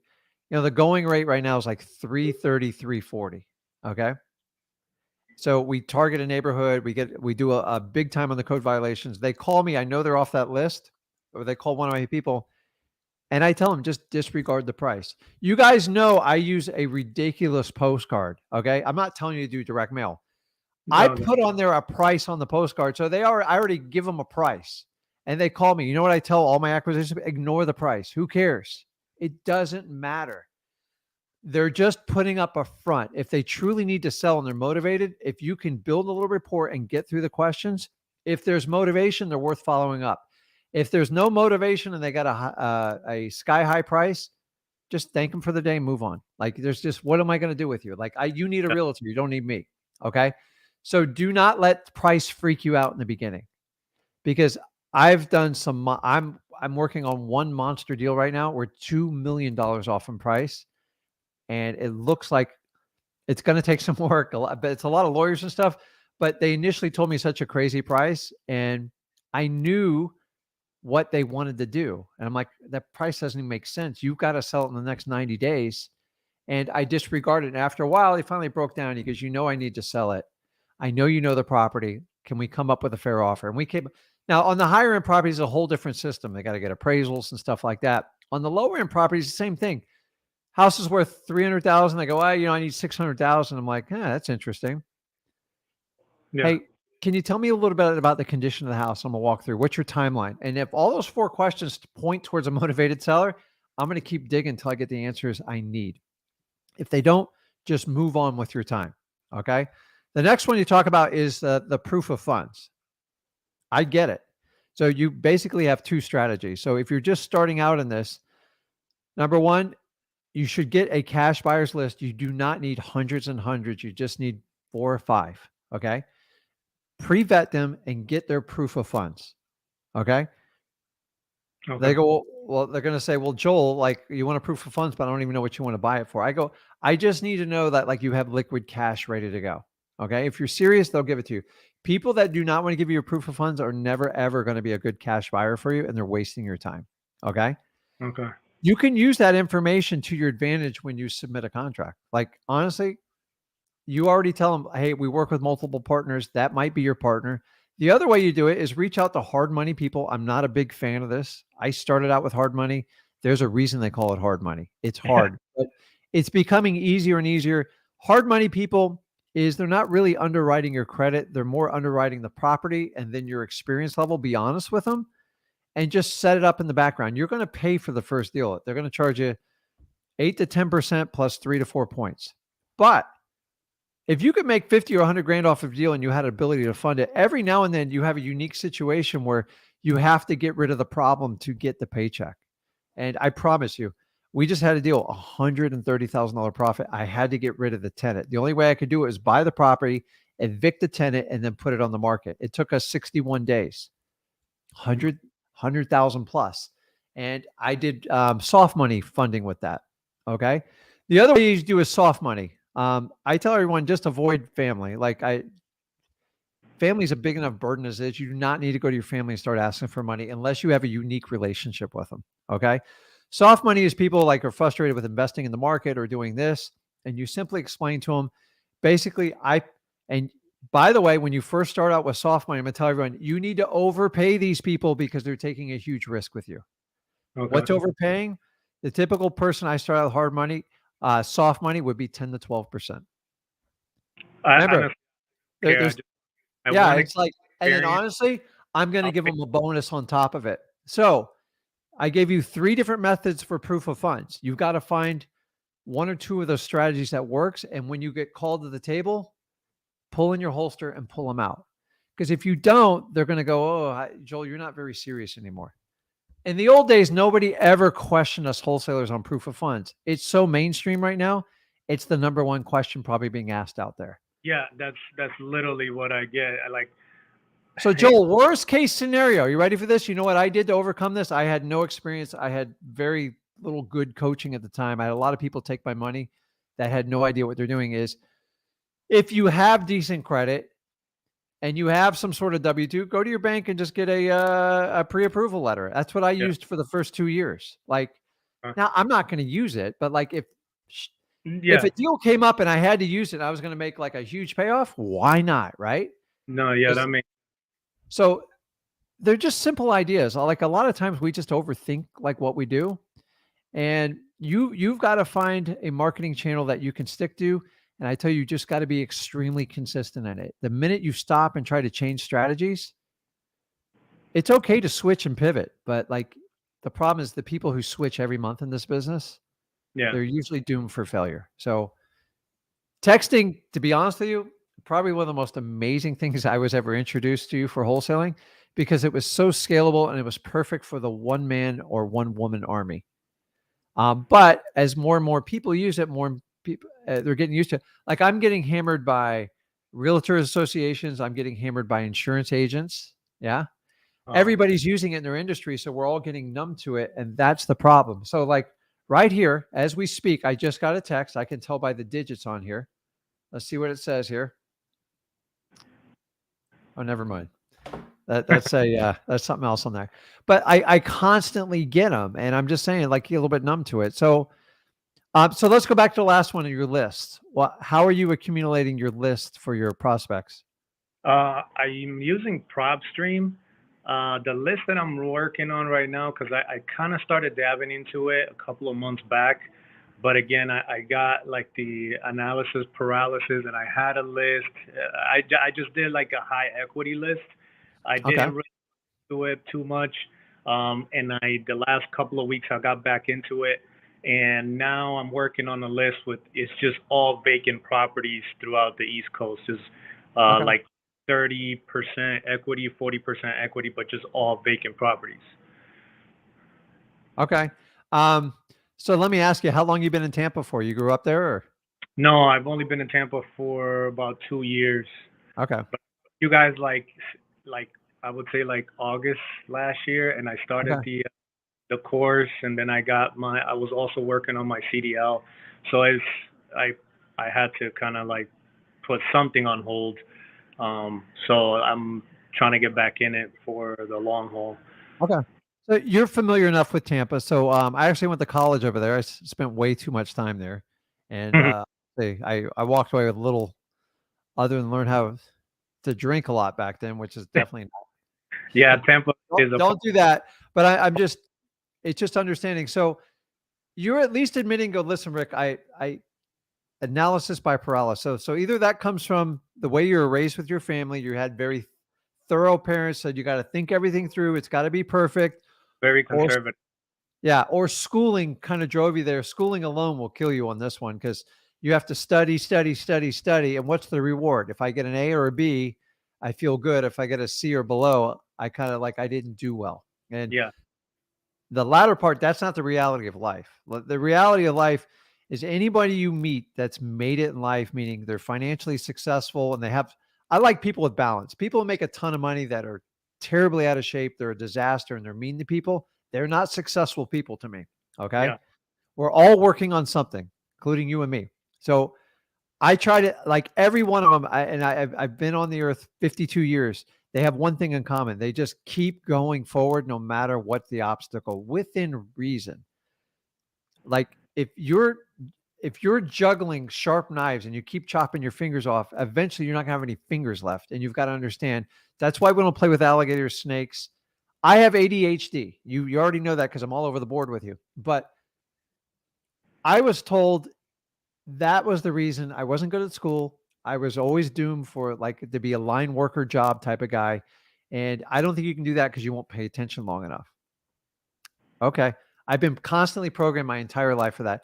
Yeah, when I went to school, they didn't even know what ADHD. They just seemed, you're just a hyper kid. What's your problem? Now they medicate you and everything. So I've learned, it took me a long time, well into my like late 30s, to understand I have this. This is just how my brain operates, and I'm kind of hardwired for it. So I'm always thinking like 2 minutes ahead of them. I'm talking to you now, and it can be a problem. It creates sometimes problems with my wife, to be brutally honest, because I'm always thinking ahead, and I'm trying to protect her. With my kids, it's like I see things they don't see. But to someone like you, they're like, why are you like all over the place? I'm just like, I'm telling you, this is how I think and I operate. And you got to get in someone's head. So you have to get to the root problem of why you want to overanalyze stuff. And you have to dispel that theory in your head, because me too. Highly conservative parents, study, go to school, get a good job. I tried all that stuff. It was a 12-year experiment that failed miserably for me. So I tried it, but I looked at the data and said, no. So stop. Wholesaling has nothing to do with like being perfectly studied. My first deal took me 42 days to put together. I had no idea what I was doing. I almost peed in my pants. I literally thought I was going to have a heart attack, but I got through it. And I wanted to just pull back and go, like a lot of objections came up. I made my first $10,000. I showed my wife, and she always supported me anyways. But the rest of my family's kind of like, what are you doing? This is crazy. And once you get rid of that like paralysis part, like it's all up here, dude. You gotta, But you have to do it. You have to go through a journey, and everybody's watching this. If you're doing the exact same thing, sometimes you can, when we get a little bit older, we think back and go, okay, well, how the heck why do I do this? I know it's bad, but I keep doing it. Yeah. Paralysis by analysis is a conservative, let's stay safe, let's get a good job, let's not do anything type of deal. Listen, we're all going to die. Like, I've never met anybody who didn't get out of it. So you might as well take a shot in life while you're here, because you can always go back. I know you can always go back and do insurance, right? I worked in the corporate America for 12 years. I tried. I did everything. 80-hour a week. It sucked, dude. Like, I can't believe how much I gave up in my life for it, but I didn't have the education or the tools. So wholesaling is frustrating in the beginning. It takes time. Everybody I've done these live, the people that have stuck to it, they eventually come out. I can't tell you if you're going to do it in 30 days or a year, but I'm telling you, it's easily done within 1 year. My personal opinion, if you apply yourself and do it. So lose the paralysis. I'm not telling you to be reckless. Like, that's not my motive. It's like, take the actions you need for marketing and have the conversations. And the more you have, the more you'll increase your odds of doing a deal. Yes, these people are frustrating. I experienced the exact same thing every one of you guys are thinking or doing. I have a business of wholesaling. Like, I'm not numb to this either. I have to hear this on a daily basis. And what do I say? Let's just get through more conversations. Let's increase our list and let's find more people. We just had 2 people back out of a contract. And I got to make a decision if I'm going to enforce it. And one of them, I'm going to get in the car tomorrow and just go talk to them face to face. Go, okay, let's try to iron this out. I have all the data. I know what's going on here. Can we work this out? I can't make people close. So you're just going to have to take a risk and kind of go out there. It's just really uncomfortable and awkward. And I know you feel that way right now. Yeah. And here's the thing is, wholesaling is a very lonely sport. Like, do you have anyone other than me to talk to about it? Occasionally go on a forum, but it's like, you never know who you're talking to. Like, talk to your family. They look at like, you're like, what the heck is he talking about? What do you mean? Why are you sitting in front of your computer for 4 hours? But I'm telling you, the payout, like, I worked like a dog my first 2 years really the first 7 years in the business, I worked like a dog. And now I've created luxury, but like, even though I can pull back, I don't even have to work anymore. I actually enjoy this stuff. Like, I enjoy the thrill of hunting a deal. So I love fishing. I love outdoors, and I equate to real estate. It's probably the closest thing I get to adventure and going out and hunting. Kind of like it's like an instinct for most men. So I love sports. I love competition. It's just great, man. And here's the deal, Joel. The only person you're ever competing with is who? Me. That's it. And once you realize that, it's extremely powerful stuff. So the paralysis analysis is all in your head. Get rid of it. If you look at people, I just watched the guy. I'm not going to give a name because I love him to death, but it's a completely different business. He took a business in 2 years. He's doing $100 million a month. No experience. And I asked him point blank, how did you do it? He goes, I just did it. Like, it was brutal. And I talked to Jeff Bezos, Russell Brunson, all of them. If you ever looked up the Russell Brunson story, I've spent a lot of time at Russell's events and learning how to connect with all you guys. Dude, that guy was down to his last $10,000 and he was ready to give up on ClickFunnels. And he just made one little shift, and it says it saved the company. And it was so stupid, but like, you can Google the story and look it up. It just, everybody was on the brink that's made it, including me. At one point I looked, I go, man, the account was low. This is getting scary. Do I quit and go back to my job, or do I continue doing this? And I stuck it out, man. I tell you, from 09 and 10, those were 2 brutal years in this business because we didn't understand what to do as wholesalers because it was such a unique market. Now I know exactly what to do when it comes up again, and I'm super excited about it. So I know these are general answers, but I'm just trying to tell you, you're not alone. It's out there all the time. Be careful the information you take off the internet because it's just someone's opinion most of the time. And you can have someone either validate or non-validate whatever you're thinking. And that's the problem with social media. Although I love it connecting with you all, but you don't know who's behind the screen for the most part. So like a lot of people say, Rick, direct mail doesn't work. Explain that to me. Well, I did a mailing. Okay. You did one mailing and you're going to quit? Like, come on. I think that everything works if you put enough into it. Like I said, I'm from a very conservative Spanish family. Yeah. That being an entrepreneur is just, something crazy for So, them. so here's the deal: is change it. Like I've Yeah. learned that, like we don't get to choose our family. No.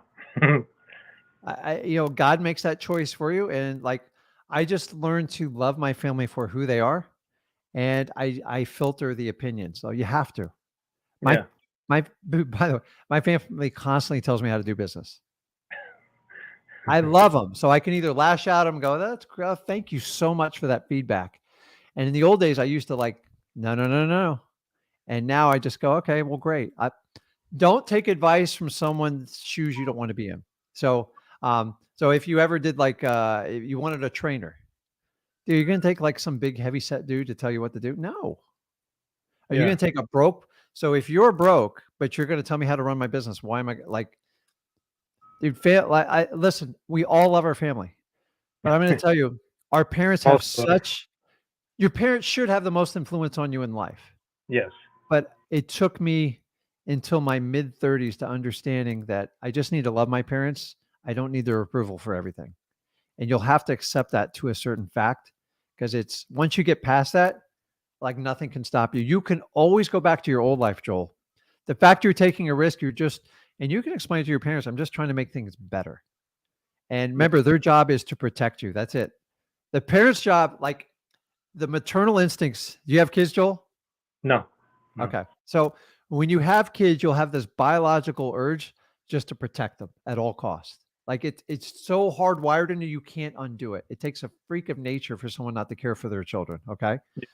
So that's your parents' job. So you love them for like, you just try to keep me alive. My wife tries to keep me alive every day. It's like, you shouldn't do that. You shouldn't go way offshore. You shouldn't do this. I'm like, I love it. It makes me feel alive every day. And she gets it. It took a long time to have them figure it out. So I would, it's not tuning your family out, but listen, I love my dad to death. He gave me horrible like relationship advice, because here's what your kids do. So when you have kids, Joel, if you decide to have them, your kids will watch what you do. They'll hear what you say, but what you do supersedes whatever you say. And that's what I'm telling you. Your actions will speak louder than your words. So you just got to take like a massive amount of action. And here's the disclosure. It's not all going to be correct. Sometimes you're just wrong. So you're in the right path, dude. I went through everything you go through it. And it's like some days, like, I wonder why I'm in this business. I'm just giving you full disclosure. Like sometimes I feel like there's easier things to do, but I actually love what I do. And that's my 20 years of doing it. So Always wanted to have something to do with real estate. And when I found wholesaling, I'm going to end this with you. What's your why for doing this? I just want to give, to be honest, I just want to give my family a better way of living. There you go. So you already know real estate's a proven path. Yeah. You have challenges because there's a lot of people. The beauty is I'm not taking any money from you. So you go, okay, Rick just gave me a gift. I'm going to run through it. Go to freewholesaling.com and just keep doing that. And just keep jumping back on these masterminds. I've had people like Jason's getting ready to come on. He comes on every week. I don't collect a dime from Jason. I just want him to succeed. The more people I can help, the better everybody thrives. And that's what I'm trying to get my point across here. So jump on with Zach. I'm on every Thursday with Zach too. Zach's on every Tuesday, Wednesday, Thursday, and then I do Friday. So take advantage of it. Like the tools are there. I don't understand why more people don't jump on this live. They think there's a hook to it. There's not. No, I'm giving my time. I love it, dude. Like I love people like you. I know the struggle you went through. I've been in your shoes. I'm telling you, if you stick it out, you're going to thank me later. You're going to hunt me down. You're going to drive over to South Florida and go, okay, I got to find this Rick guy. Because I've had multiple people do it. And I don't need everybody doing it. I'm just telling you, you're fine. Just keep doing what you're doing. Use the proof of funds method I taught you there. And then when your teller gives you price, go, okay, Rick told me ignore price, seek motivation. And that should help you in that direction. And just tune in every week and let's talk. And I'm happy to help you out. Definitely. Thank you. I appreciate it. Okay, Joel. Have a good one, bud. I'll see you. Okay. Let me answer some questions online. I'm going to bring Jason on in a minute. And then I got Joel coming on behind that. So I appreciate it, Michelle. Thank you, Joel. I don't preach, but I know a cute baby when I see it on the I see it on someone's avatar there. That's That's a cute kid, man. Hopefully it's yours.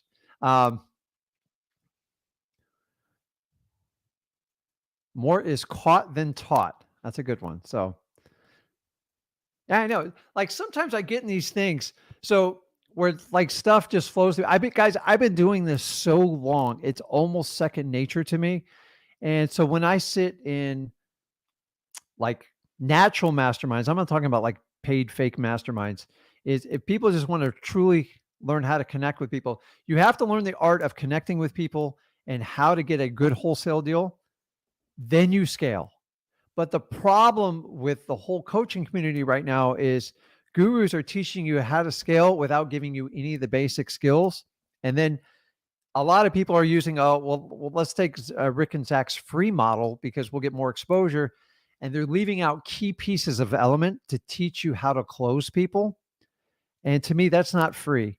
It's called fake. And when you have people that, have you ever been sucked into a funnel? You try something out for a day or two, go, that's really cool. But they limit those 2 features in the software that actually makes it effective. I can't stand that stuff. And that's what's going on in the wholesaling community. Guys, the way they're teaching wholesale right now is the same way I learned 20 years ago. The world has changed. You guys get all this information. There's no more secrets, guys. I've been through 20 years. If you think there's a secret, ask me it and I'll dispel it. I guarantee I'll dispel it instantly for you. So, there you go. Joel says it there. So, Jason, I'm pulling you on right now. So, hey, what's going on, Rick? I'm here. How are you? Good, man. You got just me without Zach. So, be gentle on me. Awesome. What's going on? Well, I appreciate your time today, Rick. Not What's much. up?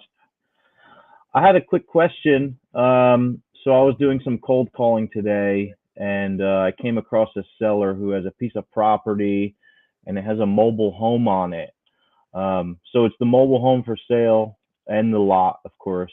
The mobile home is pretty much unlivable. Okay. My question is, so I looked it up on PropStream, and the lot is owned by the guy I was talking to. His name is William.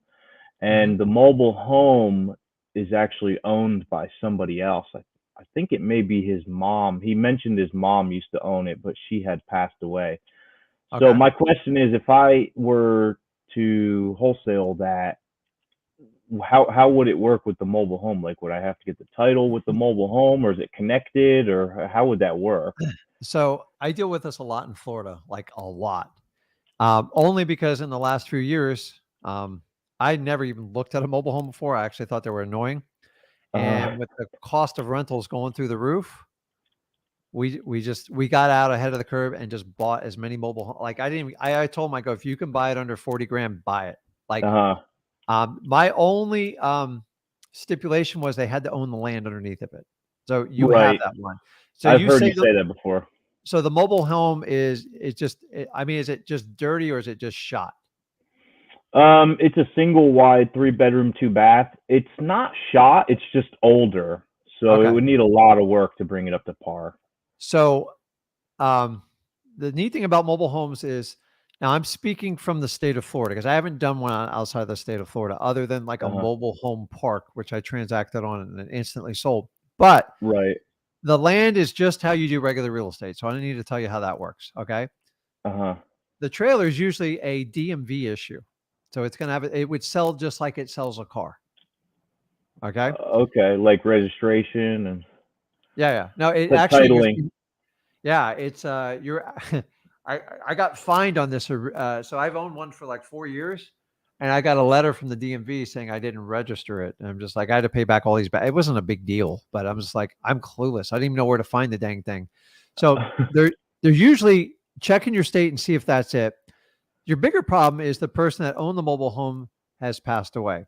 Now, the good news is most people buy mobile homes. They just pay cash for it. They don't care. Like most people buy mobile homes, unless you're going to make a stink to the state, they don't care. The only time that becomes an issue is when you have to do any type of permitting for like sewage, water lines and stuff like that.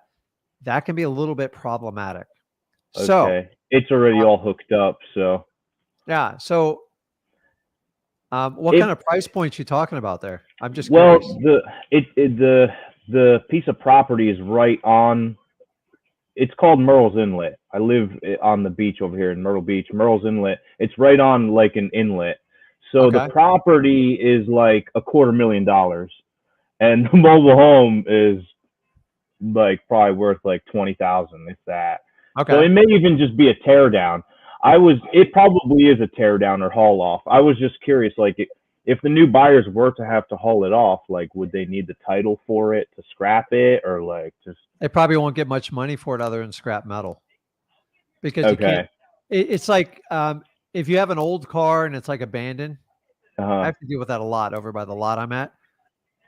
After X amount of days abandoned, a tower will pick it up. He's got it stored on the lot for like 60 or 90 days, and then they just crush it down for like once there's no okay, owner.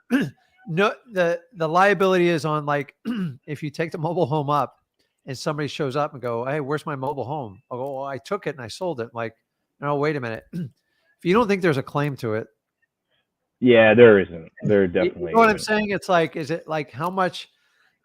And so in the state of Florida, although the numbers have really increased, to replace a mobile home is like 65 grand. Like I look at my worst case scenario. If that, so I bought one that was 28 years old. I was like, oh, it looked terrible. And my guy goes, I can fix it up. I go, listen, I'll give you 3 grand to fix it up. After that, I'm just going to haul it out there and back a new one in. It's going to be cheaper because you're going to Right, 50 grand to do it. So, better off. so can you get, have they discussed the cost of like what you can pick it up for? Like I get it. The mobile home's not worth a lot. It's the lot that's worth it. So is there Right. any room or motivation to give you a decent deal on that? Well, I just got in contact with this seller today, and I told him I would. He actually agreed that he would meet me when he comes. He lives like an hour away, so he's going to meet Yeah. me there. He comes every so often to cut the grass. So Yeah. in about 2 weeks, I'm going to go meet him when he goes to cut the grass. The only clue he gave me as to price is that the assessor, the tax assessed value is 300,000. But I'm looking at comps, and the comps are like between 500,000 in that area, and that's just vacant land. That doesn't Yeah. include a house or anything. So correct me if I'm wrong. You should have a high demand for like a property like that near the water, right? There is, yeah, there is. So just get the best deal you can. And the beauty about like private, like you got a lot of flexibility when to close it because you can say, listen, I got to research the trailer.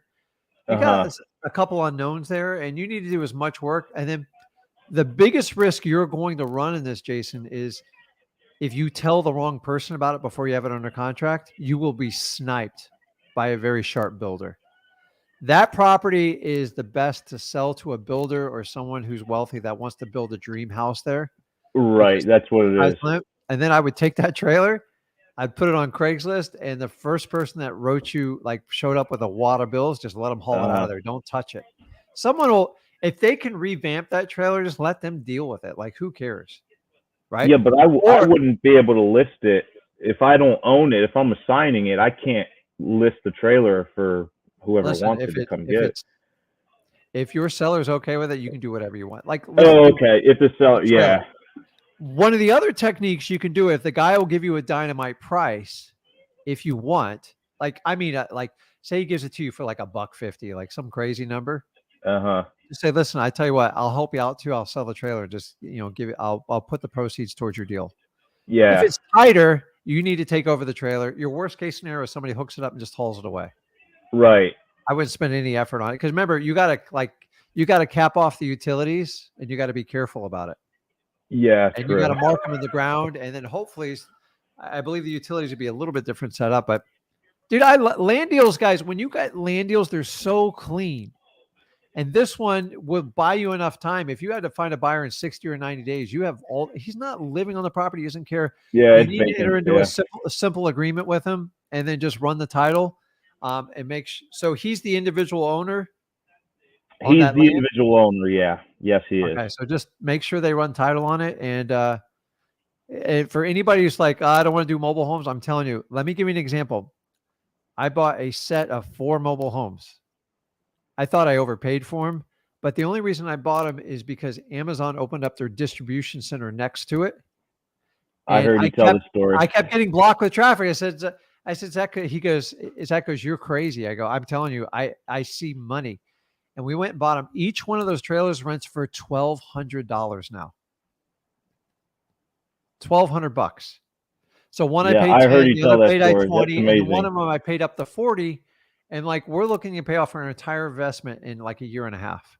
That then is it's so all cool. pure cash flow. So I was very shut down to it. I wasn't open to it. And then my aha moment was when I was sitting in traffic behind 60 prime trucks.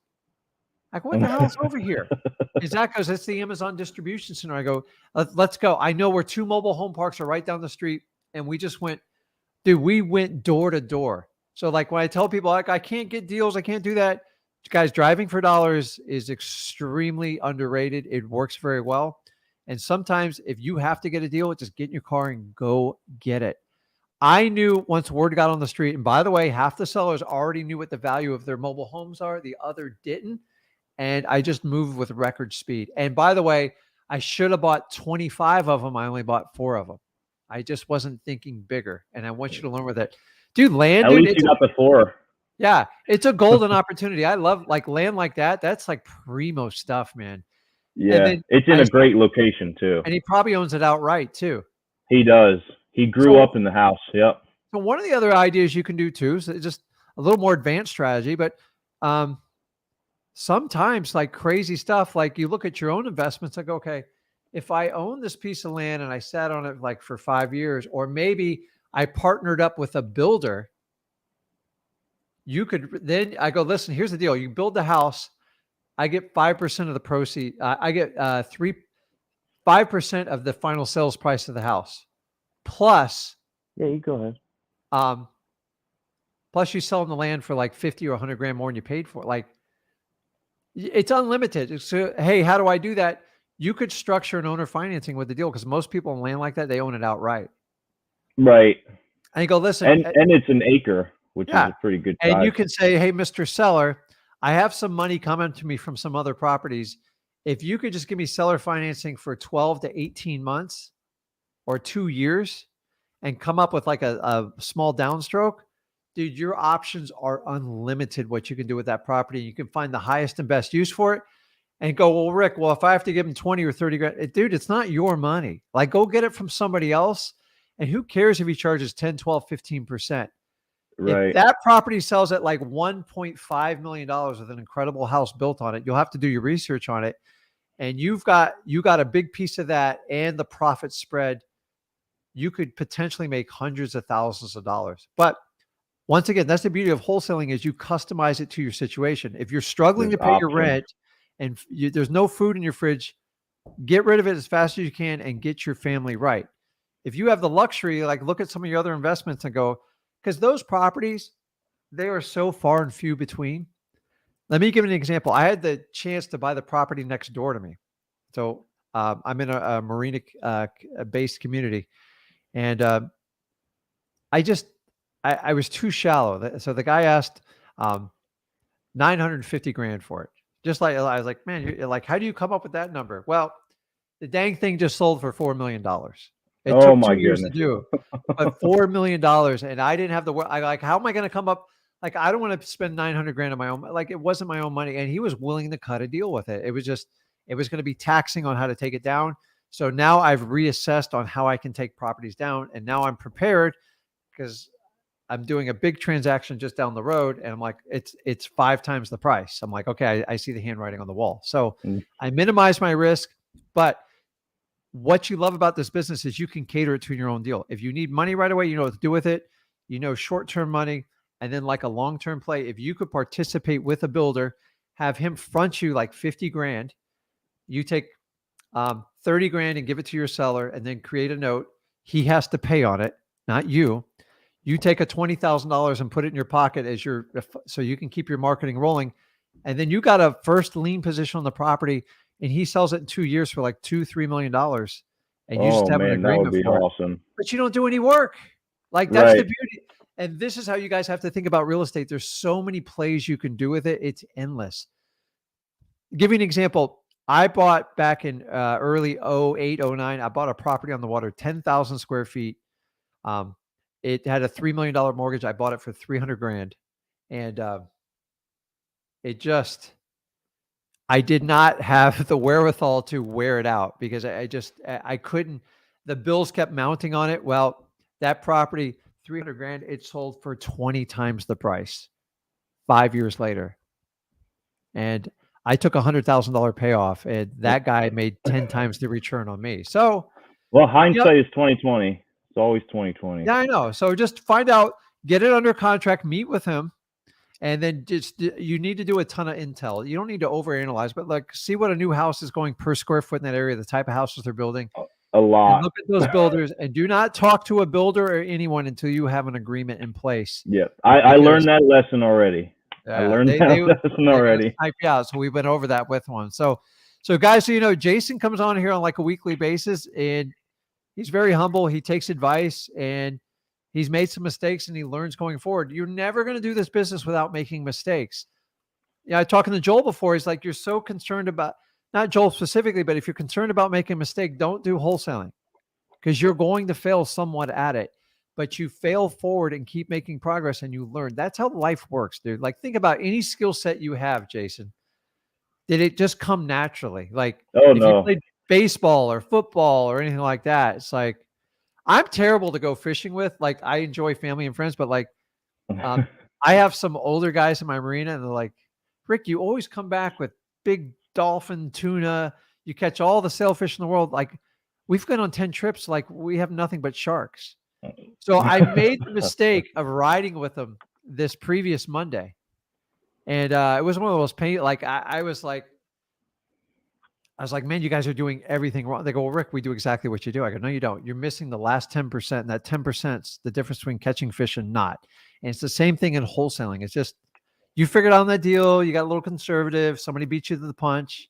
But I promise you, you'll never make that mistake, Jason. No, I won't. That skill set, remember, you failed at it, but that failure will make you the most amount of money in the long term. And that's how it works. If everything was gravy, you just throw contracts on everything. I thought I was king of wholesaling in 2006. Literally, I was making so much money. I don't need to tell you guys what happened. I got caught with 12 properties, and the rug got pulled out from underneath me. And I got humbled real quick. I had to start over. And that's how I started flipping short sales. And then I always wholesaled, but man, it was like I was begging buyers to buy it. And I learned that you have to prepare for winter. Even when you're having the fruits of summer and spring, you have to prepare for it. So yeah, absolutely. You're on the right path. Just think really big with this property and just work with your seller. You will probably have a more advanced seller that's had that property for a while. So he's not going to be a fool. So just, you got to kind of get in his head, Jason, and see where he's thinking. So you already have the assessed value, and then just, and just find out what he thinks the property's worth. So I always tell people, you want to know what your seller's thinking, just go to Zillow, other than vacant land. That's a lot more challenging. Yeah, it's not listed on Zillow. So just build amazing rapport with them, and it might take more than one conversation. And people like, do you like land? I go, I love land because it's easier. It just, you don't have tenants on it. You don't have like a bunch of liens on it, crazy stuff. It's just really easy to move, and you have a huge flexibility, and you don't have to worry about dragging your buyers through it. Right? You don't. Right. You never have to deal with that objection ever. And so the only problem I've ever had with vacant land here in Central Florida, more than South Florida, that we have this thing called gopher tortoises. And if they're on the property, they're protected. Yeah. So then you have to have them professionally relocated. And they charge you per turtle. It's like an obscene amount of money. I'm just like, oh my God. Like, Zach, throw the turtle in the back of the truck. And like, I don't do that anymore, because if you get caught, it's like a $25,000 fine and you go to jail. Oh my God. Because like you and me would say, just throw the turtle back in the truck. We'll put a soft blanket. I'll hold them. Bring it to the woods or somewhere. Yeah. But if you get caught, you actually go to jail, and you get a $25,000 lien imposed on you by the federal government. So I'm like, oh my gosh. So they don't have the turtles are protected here, but not like that. Man. So what investors and like I've seen realtors do it, like they chase the turtle away, like go away. And these turtles are like really slow, but like that's like when you see the turtles, they're like, that's the first people. Are there any gopher tortoises? Or like, I don't think so. Uh, But they build these big holes, and they actually they beat up the land, but they're slow. They're kind of like manatees. Like, guys, Yeah. I love animals. Like, I love animals, but Me too.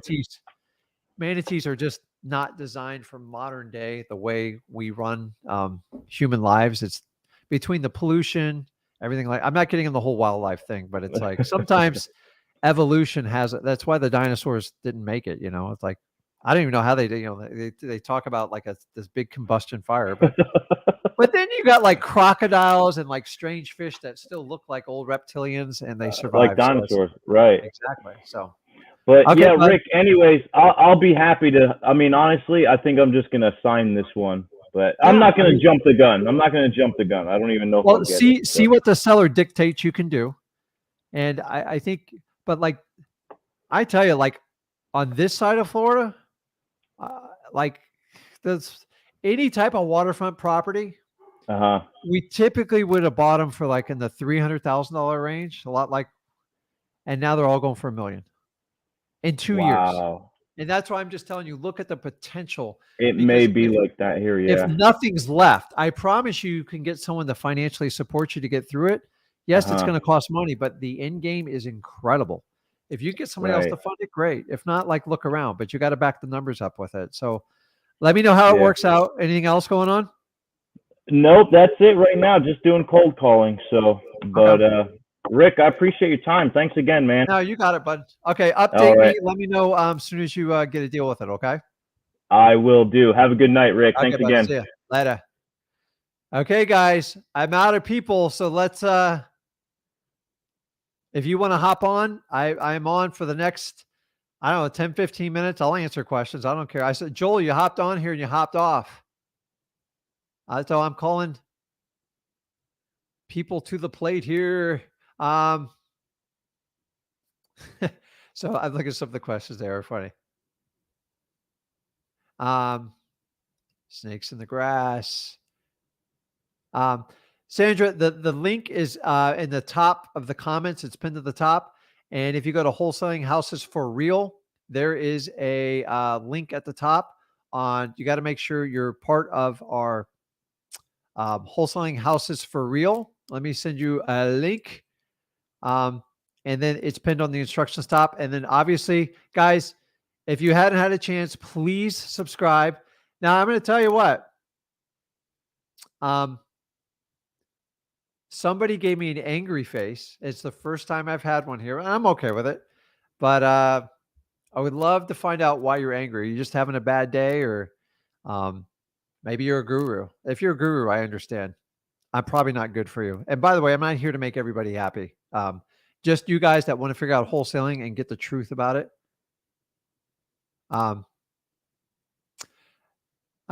Joel, you can put it. Shoot. So I'm not a technology guy, Joel. If you send a message, I'll figure it out. I guess you can try to private message me, but dude, I get buried in messages, guys. I love you guys to death, and that's why I come on for 2 hours to answer as many questions as I possibly can.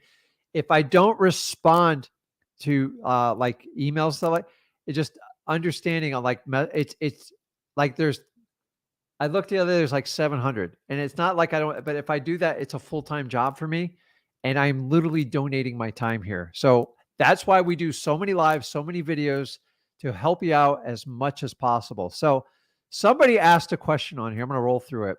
They ask, hey, Rick, don't you have a course? Now we have freewholesaling.com.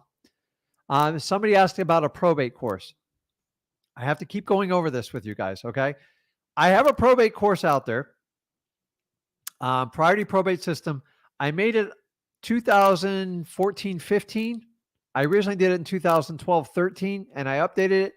I sold the rights to it. Okay. It's great content. It's purely instructional. It's just video modules to train you through it. I don't own it. I don't receive a dime for it. It's a really good product, but a lot of people are messaging me for support on it, like refunds and stuff like that. Guys, it's a one-time buy product. I think it's $190. I don't get the money from it. You don't technically need it. If you want it, buy it, but please do not message me a support on it. I have to honor an agreement, and until it expires, and I'll let you know when it is, then I can pull that information and put it back in freewholesaling.com. So it, you're like, oh, you're selling it. I'm not, guys. Like I sold information at one time. I never sold like huge monster courses like that. And you guys know my story. I got out in 2013 out of the coaching, 2013, 14, because the coaching just got ridiculous. And I mean, it is absolutely crazy right now what people are charging for some of this stuff. So what's up, Christina? I am glad you're here. That is awesome. So Salon asks, hey, Rick, how do I build a higher ARV buyers list? Would it be too much trouble to ask where it's worth? So ARV stands for actual, I call it retail value. Some people call it rehab value. If you want to build a higher ARV list, the best thing you can do is vet your buyers. Meaning if you have a form and they fill it out and you don't call them and ask for a proof of funds and ask basic questions of areas they're willing to buy and how much they're willing to pay for, you don't have a cash buyer. You're wasting your time. Actually, most people on that list, if you don't vet them, it's just your competition and other wholesalers. So I would start by vetting them. So no problem. Johnny says it was listed on the Scroller and Zach's live last night. You're probably talking about, we don't have that one in the Scroller because we're not allowed to by law. But we have the freewholesaling.com, which you guys see on there. And if you guys want to deep dive into learn how to do direct mail, I give 20 years experience. I unload it. There is no cost to this. There's no credit card. You just put in your email. I promise you guys, I'm not going to sell you courses. There's enough people out there to sell you. And guys, if you're being asked to get on a exploratory call or like, let's have a one-on-one to see if you qualify. Here's the qualifier. You ready? The qualifier is, do you have a credit card? And if you don't have a credit card, they're going to give you a payment plan. I'm not going to even tell you to run. You make the choices of what you want to do. Like if you have to have a salesperson talk you into a wholesaling course that I actually offer for free, that I've done for 20 years, knock yourself out. Okay. Anybody who tells you, well, you don't have skin in the game. Listen, you have two ways to have input in the wholesaling community. Number one, it's your money. You guys know how that works. You want to buy a $5,000 or $10,000 course just to learn wholesaling? Knock yourself out, guys. There's no secret. There's no secret technique. Most of these people at one point have learned it from me. I learned it from somebody else. I don't take full credit for learning wholesaling. I've just made it the best I possibly can. Number two is your time. You have just, if you've spent 10 minutes with me on this 2 hours, I thank you. And you need to vote with your time. Who you subscribe with, whose comments you like, and who you want to spend the most time with. That should dictate who you do it. You want to look for people that are authentic, that are real, and actually do this business and are not, I'm just going to say it. If you have thousands of people you're coaching, how much time can they dedicate to doing wholesaling and coaching at the same time? I just choose, I do not trade my time for money. So I want to make quality time here. I spend a couple hours a week with you guys. I really, really enjoy it. I'm not going anywhere. This community, I'm going to guarantee this will be the biggest community in wholesaling, bottom line. So we pretty much on the fastest growth. And here's the secret, guys. We don't spend one dime on advertising. So when you see all these gurus scrolling across your screen, when you go on my YouTube thing they're paying for it. They're trying to get your attention. Their only goal is to get in the back of your pocketbook. And if you want to do it, then do it. Guys, vote with your dollars, vote with your time. Both are precious. Money you can get back, time you can't. So make sure it counts. So, okay, I got a few more questions here. Nandy states, hey, Rick, with probates, does it matter if the probate is done right? I just need to speak with the PR, which is the personal representative. Well, obviously, a probate is going to be done in a court of law with a lawyer. So they only have one choice, is to do it right. Otherwise, it gets rejected by the judge. Yes, the PR is the person who's controlling, is the quarterback. The main thing you want to communicate to them is you do not have to wait till the probate is completed for me to buy your house. Ask me how. And I go into detail on this. A probate is just a process. the house is usually very draining on the estate. And if the lawyer makes a motion to the judge to sell the asset and they have an agreed upon contract, then as long as they have the right signers for it, it's perfectly normal. I do it all the time, guys. Let's see here.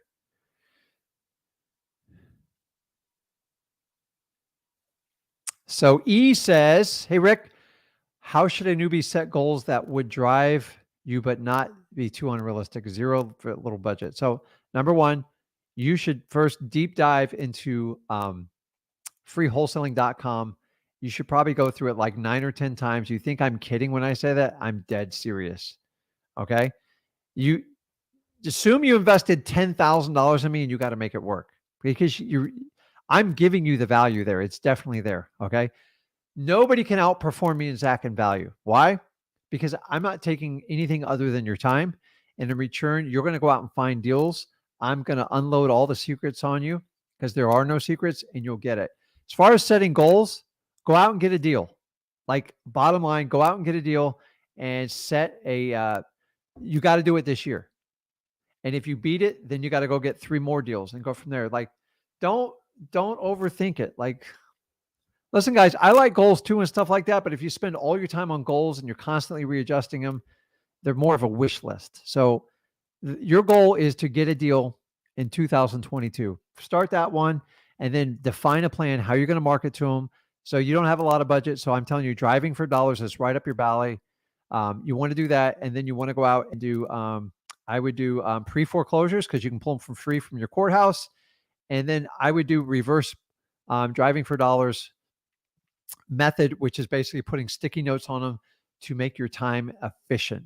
And I would start out doing that. Go through freewholesaling.com and go through the whole thing. So Julio says, I appreciate your honesty. You know, the weird thing is, it's the only way I know. Like we were talking to Joel earlier about how we were raised and how we function. Dude, being authentic is the only, you know why? Because I don't have to sit here and think about what I'm going to say next, because it's the truth. And I find if more people be honest, life is a lot easier. I cannot stand fake people trying to sell everybody everything. And the fact is, some of them actually know what they're doing, but a good part of them don't know anything they're doing. And that's why they're asking for big ticket numbers from you, because once they take your money, they're out of the game. They don't care. They'll offer you a lifetime membership. Guys, a lifetime membership, I learned this long time ago. It's one of the oldest sales tactics in the book. Nobody can truly offer a lifetime. It just, you would have to be a huge corporation to do that. If they close shop tomorrow, what are you going to do? Sue them? Like, you can't do it. So,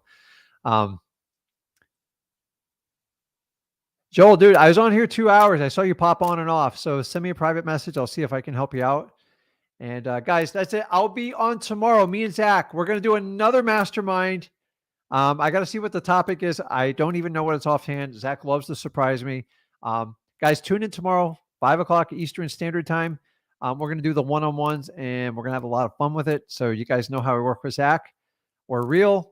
We like to argue about stuff in a good way, and the goal is to help as many people out as possible here. Guys, give me a couple likes before we hang up here. I got like a sad face. I guess someone's mad at me. I think we pissed the guru off. So it is what it is. And guys, I appreciate everything. You have a wonderful day, and I will see you tomorrow, same time, same place. Me and Zach, Flip with Rick. Tune in right here. I'll see you guys then. Have an awesome one, and I appreciate